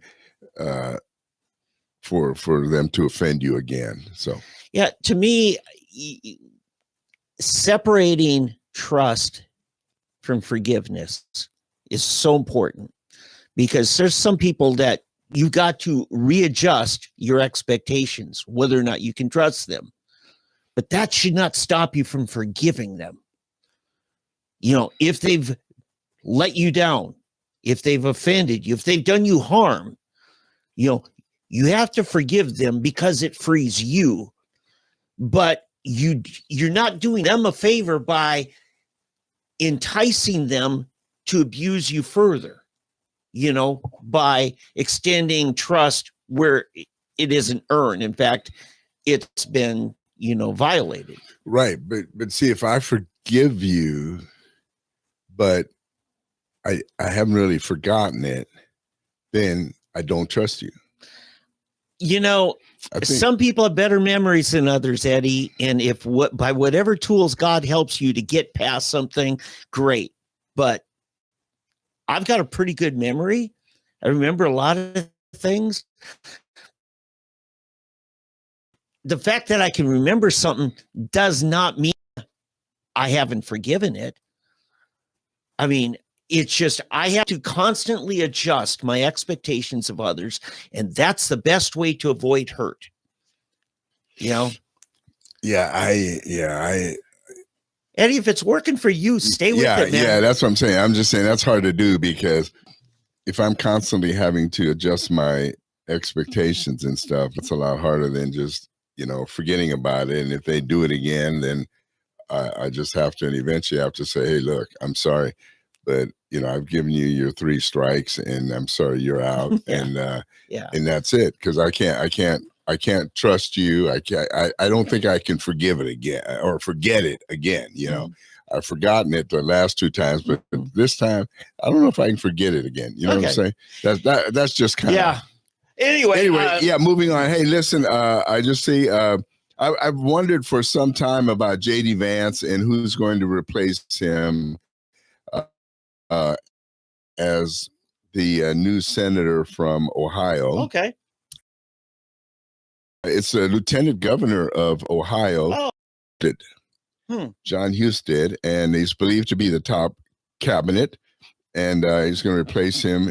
He's a top candidate in recent days, and he and Governor Mike DeWine, I'm sorry, DeWine, not Divine. He's not quite, he's DeWine, not Divine. But anyway, they just visited Mar-a-Lago together. But it's believed that they're going. DeWine will replace JD with him until the next election. So we'll see. State law dictates that DeWine will select a Republican to take Vance's spot in the Senate until special election is held in 2026. It's interesting that basically he's going to be there 2 years before the completion of the term, I believe. Well, or it's a special election. Special election. Okay. See, every state gets to pick their own means. Rules. I know. It's kind of weird but it. I mean, that almost doesn't seem like a special election. In fact, we realized that when what's his name, Tom Coburn, retired or resigned. We didn't have a means of putting an interim replacement in to represent us in the U.S. Senate, where other states did have that. They named his widow, Muriel Humphrey, term initially. In fact, I remember Wendell Anderson, the governor, when Mondale, again, U.S. Senator, becomes vice president, Wendell Anderson appointed himself. And as a result, the people just thought that's so un-Minnesotan that they replaced him with, I think it was Rudy Perpich. And Republicans end up taking both of those spots.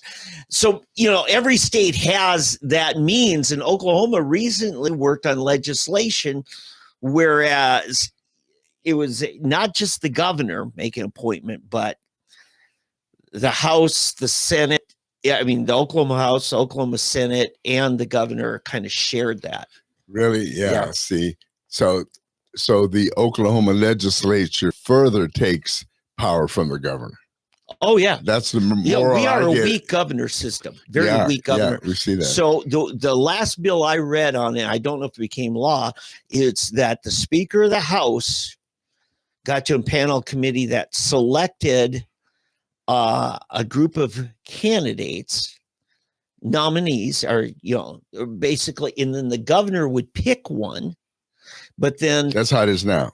this was Or the is that legislation I was looking at. I don't know. Oh, this is the new legislation they're proposing. they were looking at. Right. This is a couple of years ago, and then they would have to be confirmed by the state Senate, which gives the Senate pro temp power to veto the governor.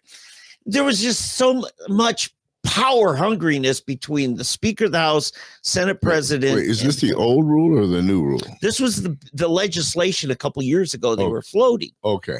and they had to kiss everybody's ring. So there's a new one now, new proposal. I don't know whether that became law or not, but I know the important thing, the impetus was we can't go 4 or 6 months without having representation. Yeah, just let the governor do it, and then until the next session, next election, and then appoint. Let the people decide on a new one. And then here's the next thing, because you remember, T.W. Shannon was Speaker of the House when Coburn stepped out. Shannon put his own hat in the ring because he wanted that. Right.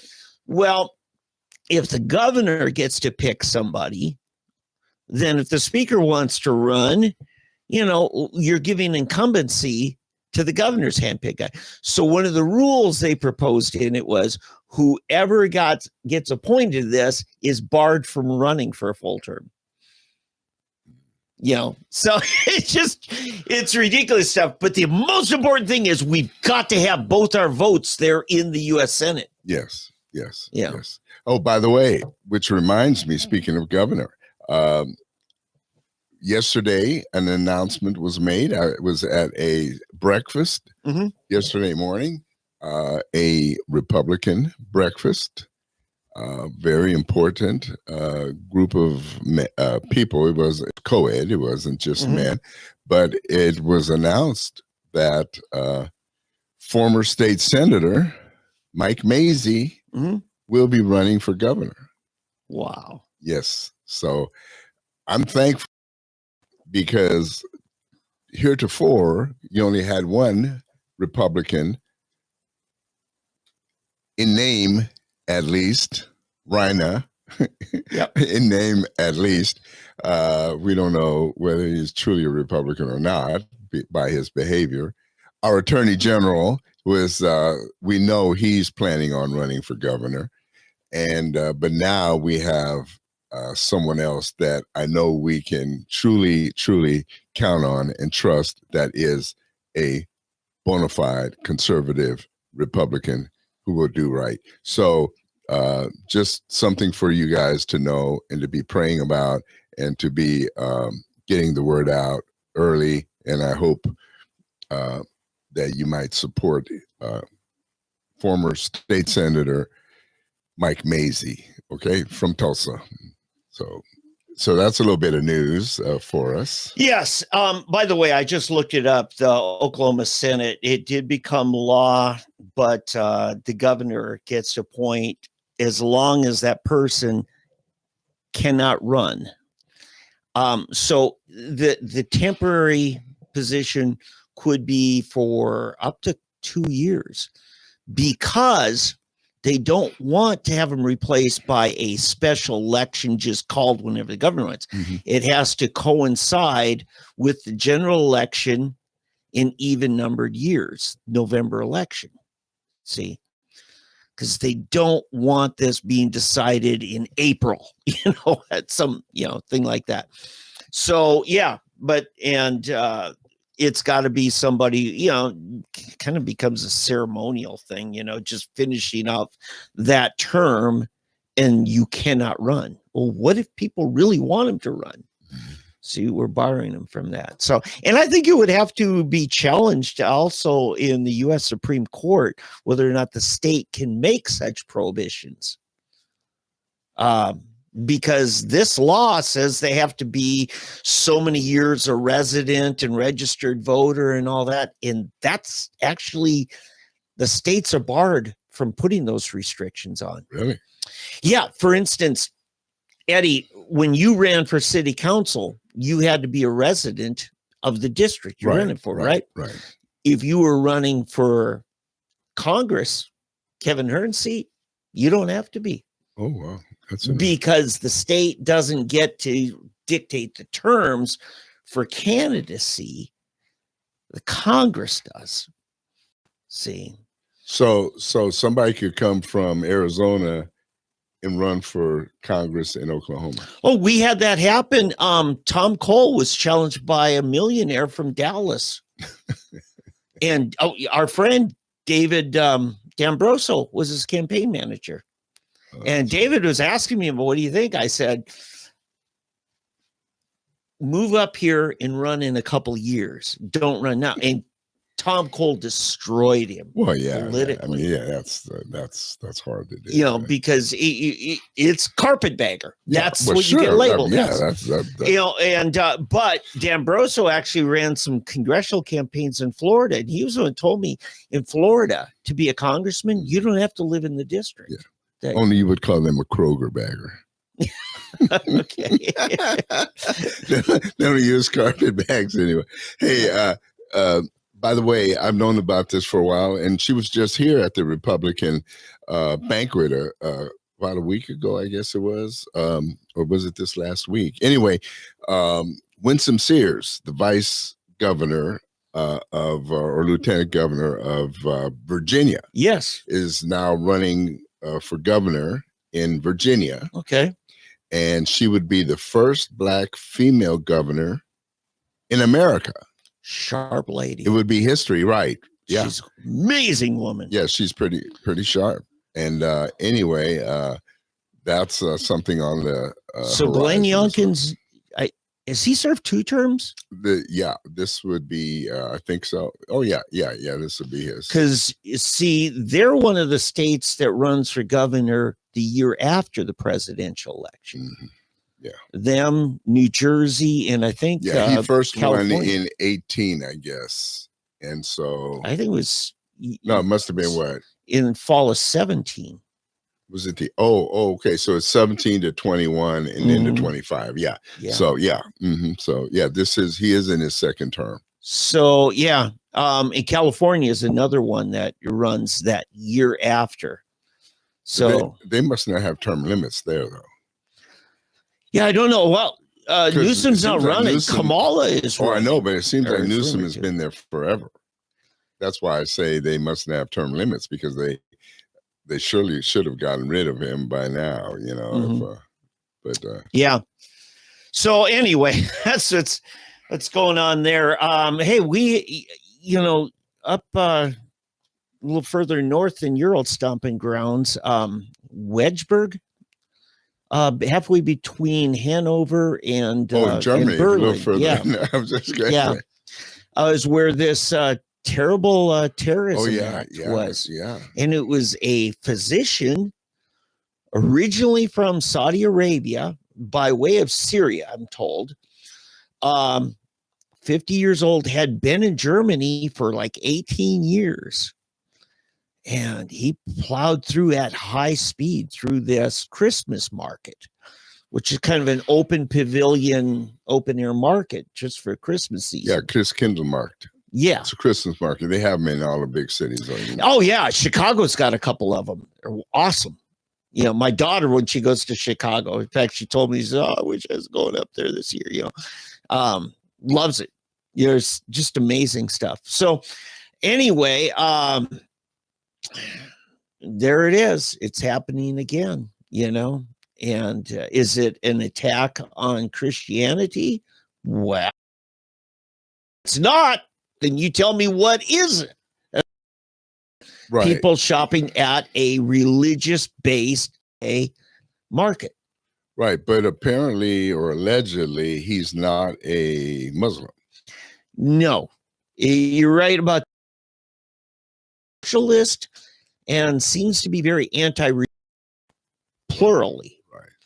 But just a couple of days earlier, a huge march of pretty passionate Muslims protested that market and went marching through there. And it was seen as a very hostile, in-your-face thing. Yeah. So I don't know what's going to happen.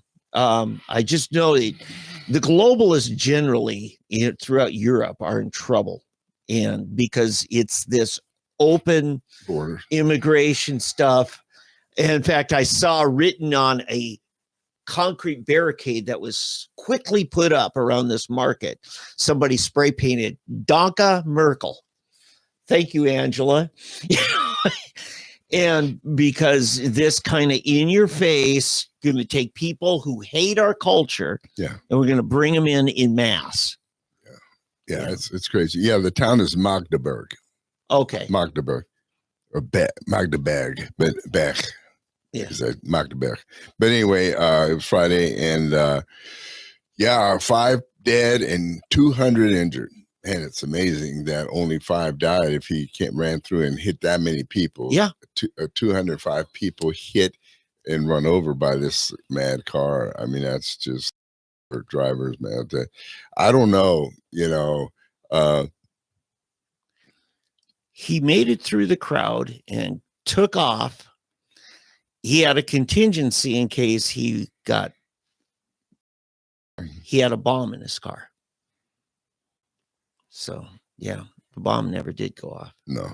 So you have to wonder, though, he says he's not a Muslim, that he's a socialist or whatever, but you have to wonder if there's not some underlying that maybe he was a Muslim, but he didn't want to admit it to give them a bad name or something. You know what I mean? Because it just seems disinformation. Seems a little suspicious. It just doesn't seem right. Doesn't fit the narrative. Yeah, but evidently, France is Macron is basically hanging on by a thread. Well, he should be. Of course, our friends in Holland. It's a massive nationalist conservative movement. Of course, you've already got Viktor Orban, and he is more popular than ever in Hungary. In Italy, you've got a very strong conservative. And now Nigel Farage is polling very high for the next parliamentary election. Well, yeah, England needs to, the people need to just revolt in the whole United Kingdom. The whole socialist movement, the labor movement, is people are massive voter regrets, buyer's remorse, if you will. And Nigel Farage's Reform Party is polling higher than the Conservative Party, the Tories. Well, the Conservative Party isn't really conservative anymore. Right. That'd be like the Rhino Party here in America. You would kind of be that. So I think we may be looking at a massive global movement back to nationalism and really putting the last nail in the coffin of globalism. It appears that Turkey is mobilizing for another mass full-blown war against the Kurds in Syria. Mm-hmm. What you know about the whole, speaking of massacres, the what do they call them? When you kill a whole race, genocide against the Kurdish people back at the beginning of the 20th century. My dad talked about that. He said fighting in Korea, there were UN forces. Right? He said the Kurds were the most bloodthirsty soldiers, fighters. And he said, them and the Armenians. Yeah, the Armenians. That's right. It was the Armenians the Turkish Armenians. The Turks wiped out 1 million of the Armenians way back at the turn of the century. It was way back at I sense a theme here, Eddie. Tribalism. It is. It's tribalism. As I point out in my book, that I like to say, there's no such thing as racism. Mm-hmm. It's tribalism. Yeah. And race is just an identifier. It's easy. It's easier. For example, in Europe, mm-hmm. right before they ever knew there was such a thing as a black person, mm-hmm. you had tribalism. Sure. In Africa, before they knew there was such a thing as a white person, mm-hmm. tribalism, man against man, tribe against tribe, yeah. family. The Hatfields and the McCoys. The Hatfields and McCoys, I think they were distant cousins, even, but they were killing each other. The difference between black, white, Hispanic, sure. Brown, yellow, whatever. It's the fact that I think we've discussed this, that if I'm a poor white person but I'm a smart person, I can educate myself, work on myself, move to another town or another state, and then blend in, reinvent myself, and I'm no longer low class. I am now a new person, and I'm good to go. Yeah. If I'm black, Mexican, mm-hmm. of a darker pigment, mm-hmm. Asian, you name it, Indian, East mm-hmm. Indian, I can't do that. Mm-hmm. I mean, I can speak as proper English as I want, whatever. But now here's what's weird, though. Okay, here's what's really funny. A VJ Singe, I've talked about this. VJ Singe is about one shade lighter than this microphone pad here, okay? VJ Singe is dark, black. Mm-hmm. But VJ Singe is well accepted, well thought of, can easily move through any place in the world. Yeah. It's not his skin color. No. He's Fijian. Yes. He's known as a Fijian. He's not known as Pacific Islander. Right. He's not black. Mm-hmm. So what does that tell you when a light-skinned black person can be discriminated against, but the black Fijian, black African, Moms Mabley, the comedian, used to talk about this in one of her comedy albums. This is in the 60s, early 60s. Who is it? Moms Mabley. You don't know Moms Mabley? No. Oh, look her up. Go, okay. You'll listen to one of. Yeah.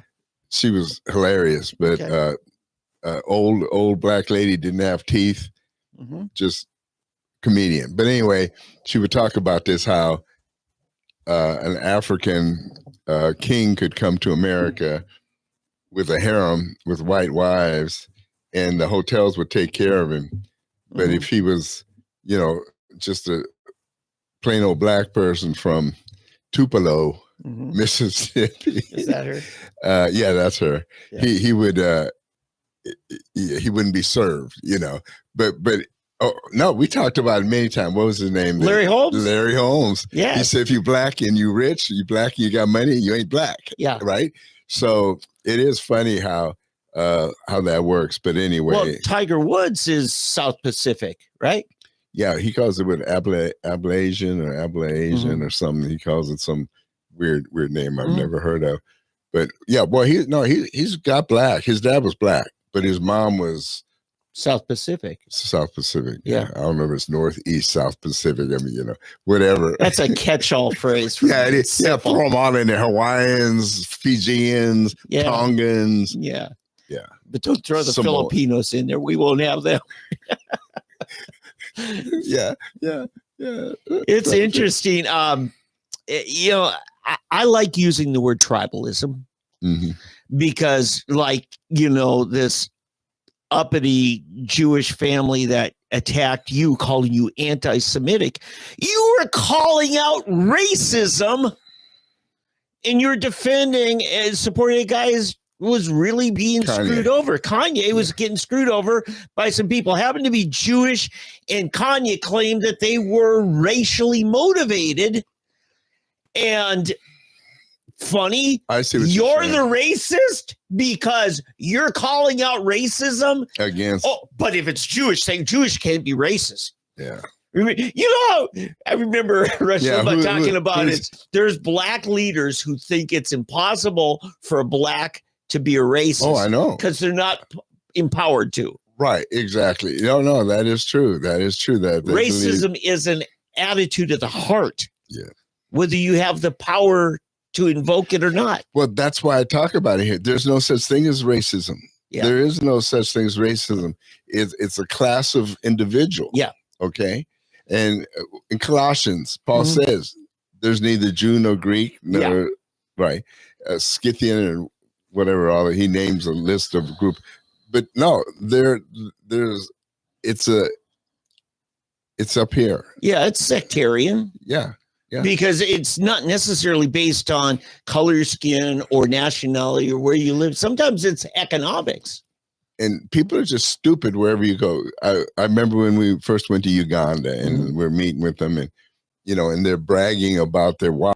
Guys talking about how, I married a yellow one or a light one or this one, and we're looking, and to me, my wife even commented that the Senegalese, the ones from Senegal or from Sudan, these young girls had the most beautiful features that you'd ever seen. And yet this guy's worried about, the light-skinned women, his wife being a lighter-skinned African Ugandan woman. And I'm thinking, well, okay, but these girls are a lot prettier. I know, bad Eddie, but no, I mean, my wife agreed. I mean, everybody agreed, it's beauty in the eye of the beholder. Yeah. And it's prejudice in the eye of the beholder. Sure. That's why you have, the other thing, Belgians and Dutch people. Now be careful. Say Aggies and Longhorns, Yes. Arkansans, there you go. Texans, and Arkansans and Oklahomans, Arkansans and Mississippians, and Mississippi, Alabama, Georgia. You can always find something that you pick on. Yeah. Right. And as I always said, color is just an identifier. It's you can't escape your color. That's the that's the whole thing that makes racism is the fact that they can't escape their color. If you don't have it in the Black community, it's come back again on the college campuses and different places. The fraternity sororities, in the sororities among women, you have certain sororities that only accept women of a higher shade. Okay. Yep. And the other sororities. That can't be racism, no, because they're black. Because they're black. As you said, the lady told you can't be racist, right? Yeah. Rush Limbaugh. Stupid people. Back in the early 90s, Jeff Foxworthy became all the rage with his "You Might Be a Redneck" series of, comedy. And Rush Limbaugh was playing some and just cracking up. He says, what's so great about the redneck jokes? You can get away with it because nobody claims to be a redneck. Nobody wants to be here. And so you can pick on rednecks. That's true. There is a black version of redneck. It's called ghetto. Yeah, that's true. The ghetto jokes. Yeah. So it's crazy. But I remember when for a few years we were part of a homeschool group, and our daughter was over at this other house, mixed race house, and there was a black daughter complains to mom. She says, "Oh, Mom, we are so ghetto." And she says, "What?" She says, "We've got a disconnect electric bill sitting on the TV." I always got money for the So now we know why your daughter ended up marrying a black guy. Her go-to mixed couples homes. Yeah. You raised her poorly, as some would say. Yeah. Hey, I was just going over. Should she have visited your house, Eddie? No, she would have really been messed up if she'd have been. Oh, there you go. Hey, just quickly, some football scores. Yeah. Penn State is killing SMU. Yeah. It's making it 31-3.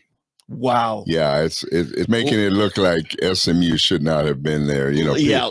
See, that's what a lot of people. They had a run. Now, Notre Dame last night just clobbered Indiana. Yep, that's another one. Exactly. So I guess those are the only two games so far. But, what they have in common there? Home teams.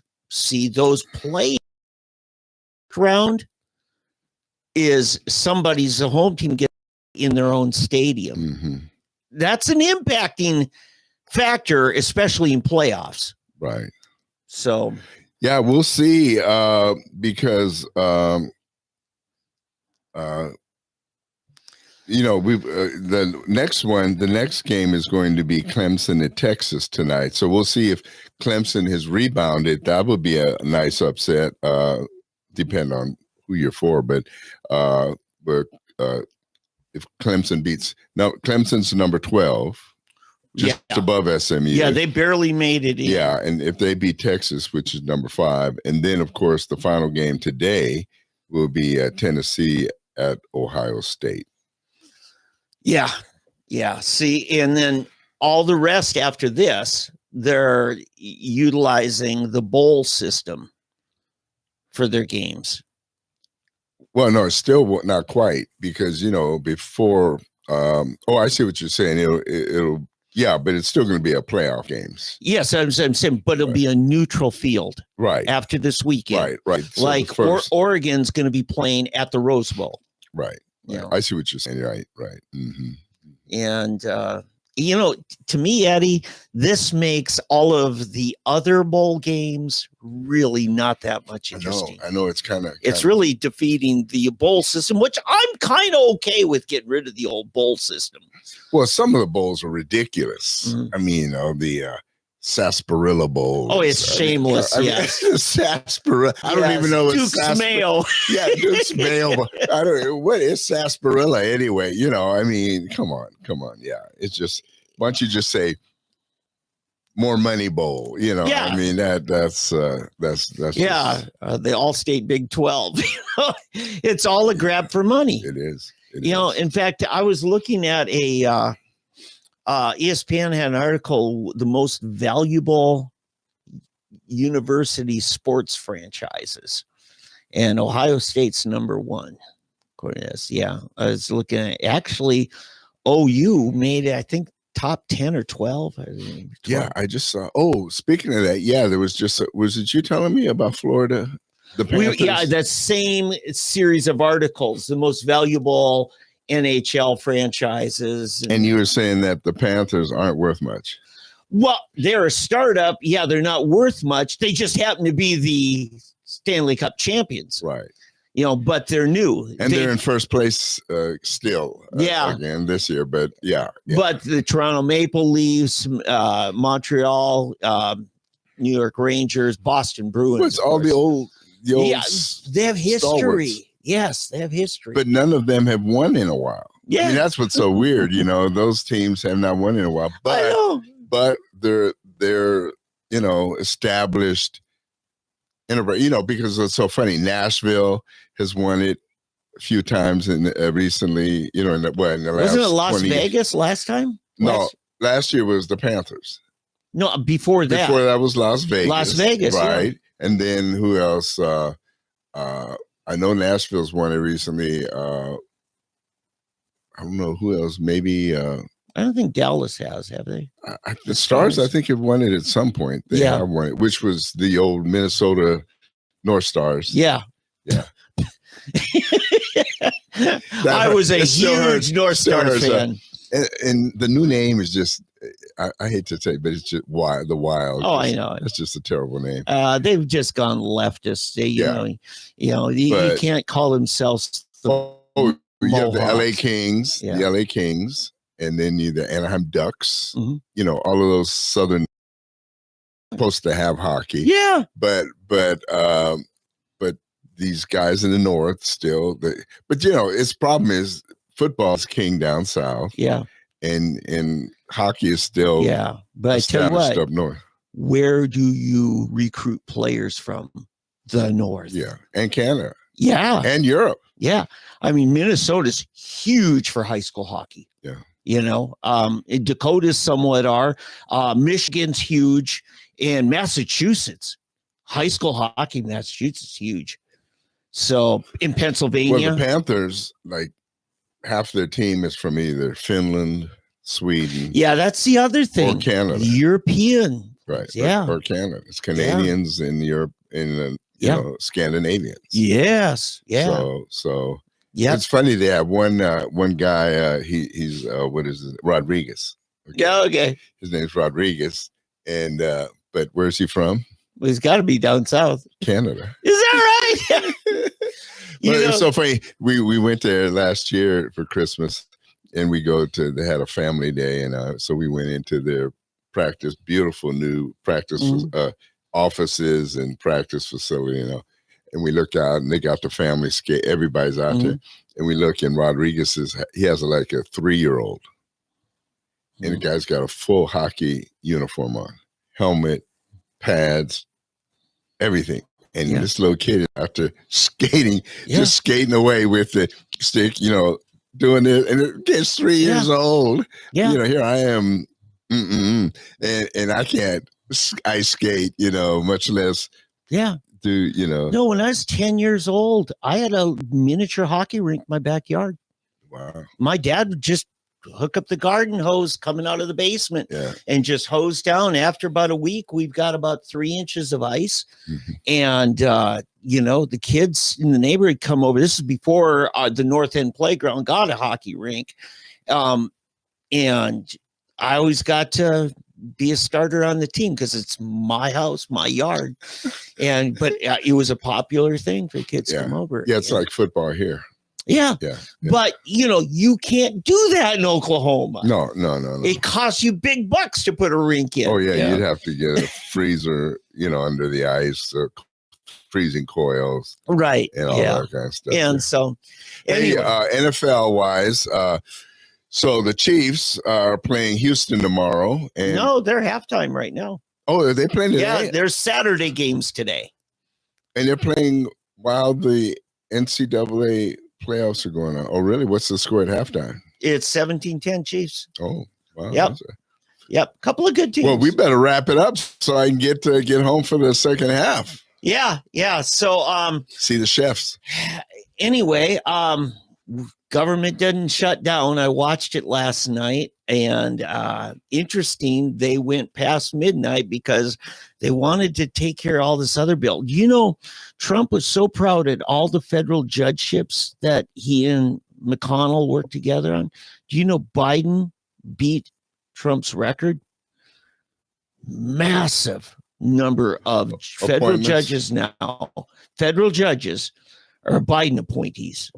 So if you get hauled into federal courts, you're likely to have a Biden appointed judge. The only good news is that once they hit the appellate court, you've got hope so a Trump judge. Yeah. So we got that going on. They just changed the law on Social Security so that people that have a municipal pension fund, they used to exclude that pension money from your equations to figure out your Social Security. And so now it's what used to be called double dipping. It doesn't affect your Social Security, the fact that you're getting municipal retirement pension. That just passed last night. And they said on its current trajectory, Social Security will go broke in 9 years. Passing this says now it's going to go broke half a year earlier than it was. And so, well, we'll see if Vivek and Elon can. Yeah. Speaking of that, you were talking about who they're likely to put in as a new Ohio U.S. Senator. Vivek was one of the early names. Vivek turned it down. He feels like what he and Elon are doing is. Oh, yeah. If people listen to these guys, I think we'll come out ahead. The most hated person in Washington right now is Elon Musk. He is being blamed as though Trump now works for Elon. Yeah, that's what they're showing. Yes. That Elon was driving the car and Trump was in the passenger seat. Yeah, I mean, people are so stupid, I mean, listen, Elon has got enough stuff to do, and the guy's brilliant. Did you see? I was watching the video early this morning when I woke up. They just blasted another rocket into space, and I don't know if you've seen the videos earlier of his rockets coming back. He has the reusable ones. Right. He's got the chopsticks is what he calls it. Right. Yeah. And it shows it goes, and then it has the separation showing the main rocket taking up, but the booster comes back down to Earth, and it's just falling away, and all of a sudden it hits a certain altitude, and then the rockets come back on, and then, which is weird because it's gone down range and everything, up and down, but all of a sudden it comes out, and then you see it, and here's the launch pad, and it comes, and it all of a sudden this, then it goes like that. Yeah, it's got the thing, and it grabs it, and it holds it, catches it like that, Yeah. and but it's just so weird that he's able to, his people, and it shows this room, the control room, where they're just cheering and yelling and screaming, at the success of it, and then the other part, I guess another part, the second part is lands in the ocean down range or something, but I mean, just to think of being able to do that is just phenomenal. But he saves millions and millions of dollars by being able to reuse the booster. Yeah, he had one recently that something went wrong and they had to go ahead and let it land in the ocean. But he's, Trump, during the last few weeks of the campaign, was talking about Elon and what he's able to do with that. And he said he called Elon and said, who all does that? He says, I'm the only one who's successfully deployed this. This is what privatizing does. Yeah. When you have profit incentive, now all of a sudden people are willing to do things because it saves them money. The only thing I wish is that he would get some better designers for his cars. You think so? Yeah. Yeah, they're all the same. Well, except the Cybertruck's very different. And that's ugly. I think it's ugly. It's very ugly. It was going to be built here in Tulsa almost. Yeah, but now the good news about the ugly Cybertruck is that future models can't be any uglier. That's true. Yeah. You can only improve on the design. So that's the good news. But they've got to do something with his cars too, because they're all, I mean, my son has, and my daughter, but they have a Tesla, and I've ridden in it, and they're very nice. They're quiet, and and it, of course, the screens, it has giant 24-inch, I almost want to say 24-inch television or something, that you can watch. It's probably 19. I wouldn't exaggerate, but man, and it's just phenomenal, Well, I saw a Cybertruck driving through Tulsa a few weeks ago. I saw one too, yeah. And he really pitches them as durable. In fact, last year he was in talking to Joe Rogan about, the Cybertruck and getting it going. And he had driven one to the studio, and his back of a warehouse, they pulled in the garage. And he said, no, he says, if you really want to be armored, we just can't roll the windows down. We can make it armored, but we just can't. And he said, and Joe's question, he says, really? He says, I got a pretty high powered compound bow that I shoot elk with. And he's tried out. So they brought the cameras out there, and from about 30 feet away, he's pulled all the way back, bam, didn't even dent the door. It bounced right off of it. How about the window? No, he didn't. He shot the door. Yeah. That was the only thing they showed, shooting the door. Because, when they first came out and they was having this big show to introduce it. Oh, yeah. Remember? And they took it and hit it, and it shattered the window. Well, they do. In fact, somebody saw one and on the road and videotaped it. It wasn't supposed to get out there. But you shoot up bulletproof glass, it will just, shatter, but it stays together. No, this didn't even stay together. Oh, really? Oh, yeah. It was a total failure. The the test was a failure of the public. But this was way back, the very first unveiling, and they were showing, and it didn't work out how they planned on it. But this is like 5-6 years ago. I can't remember however long they first came out with it.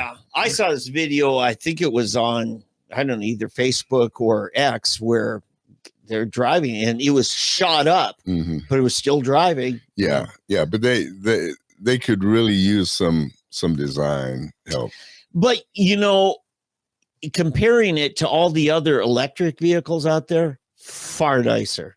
I mean, for the last 10 years that we've had electric vehicles out there, I mean, the Chevy Volt, really? Oh, yeah. Well, but you know who's doing a good job? Polaris. I saw a new Polaris sometime, probably a couple of weeks ago. Yeah. And it's cheaper. And it looks really nice. Yeah, the designers they've worked on the design, and it's a prettier looking. Yeah, to me. Polaris going back 60, 70 years ago is a top name in snowmobiles, or snow machines, as the Alaskans call them. And then they went into off-road, big old Tiger kind of, hunters, ranchers would use Polaris vehicles. In fact, the guy that the sheriff in Pittsburgh County down there in McAllister, he's facing state felonies for he bought some other brand, and his crime was selling it back, his personal vehicle, and having them sell that to the county as a brand new vehicle. And he said it's a lemon, but it was so that he could get a refund and buy a Polaris. So Polaris it's kind of like Honda, they started out as a motorcycle company. Now they're vacuums, TVs, cars, everything, So anyway, other than that, news wise, Trump's still doing well. I think globalism is really taking a hit. Trump on the world stage, he's really regarded. The thing people are afraid of right now is Biden has never been so diminished. What would we do if we really had a crisis in the next month? Yeah, well, see, that's my problem. To me, time is just going so slow to get Trump in office and Biden out, because, with something we didn't cover is Biden's trying to sell the wall, all the pieces to the wall for 5 cents on the dollar. Yeah. And that's insane. Taxpayers' money that we spent millions and millions, hundreds of millions of dollars on, and he wants to just give it away as another to the Trump administration. Well, he's destroying the budget. Right. That's what he's trying sabotage, to do. Right. Yeah. That is exactly right. But Biden himself is not doing it. It's Mayorkas. Well, Mayorkas he's working for him. Yeah. It's a whole team. To me, this is criminal. Oh, sure it is. Sure it is. And but everything they're doing is that way.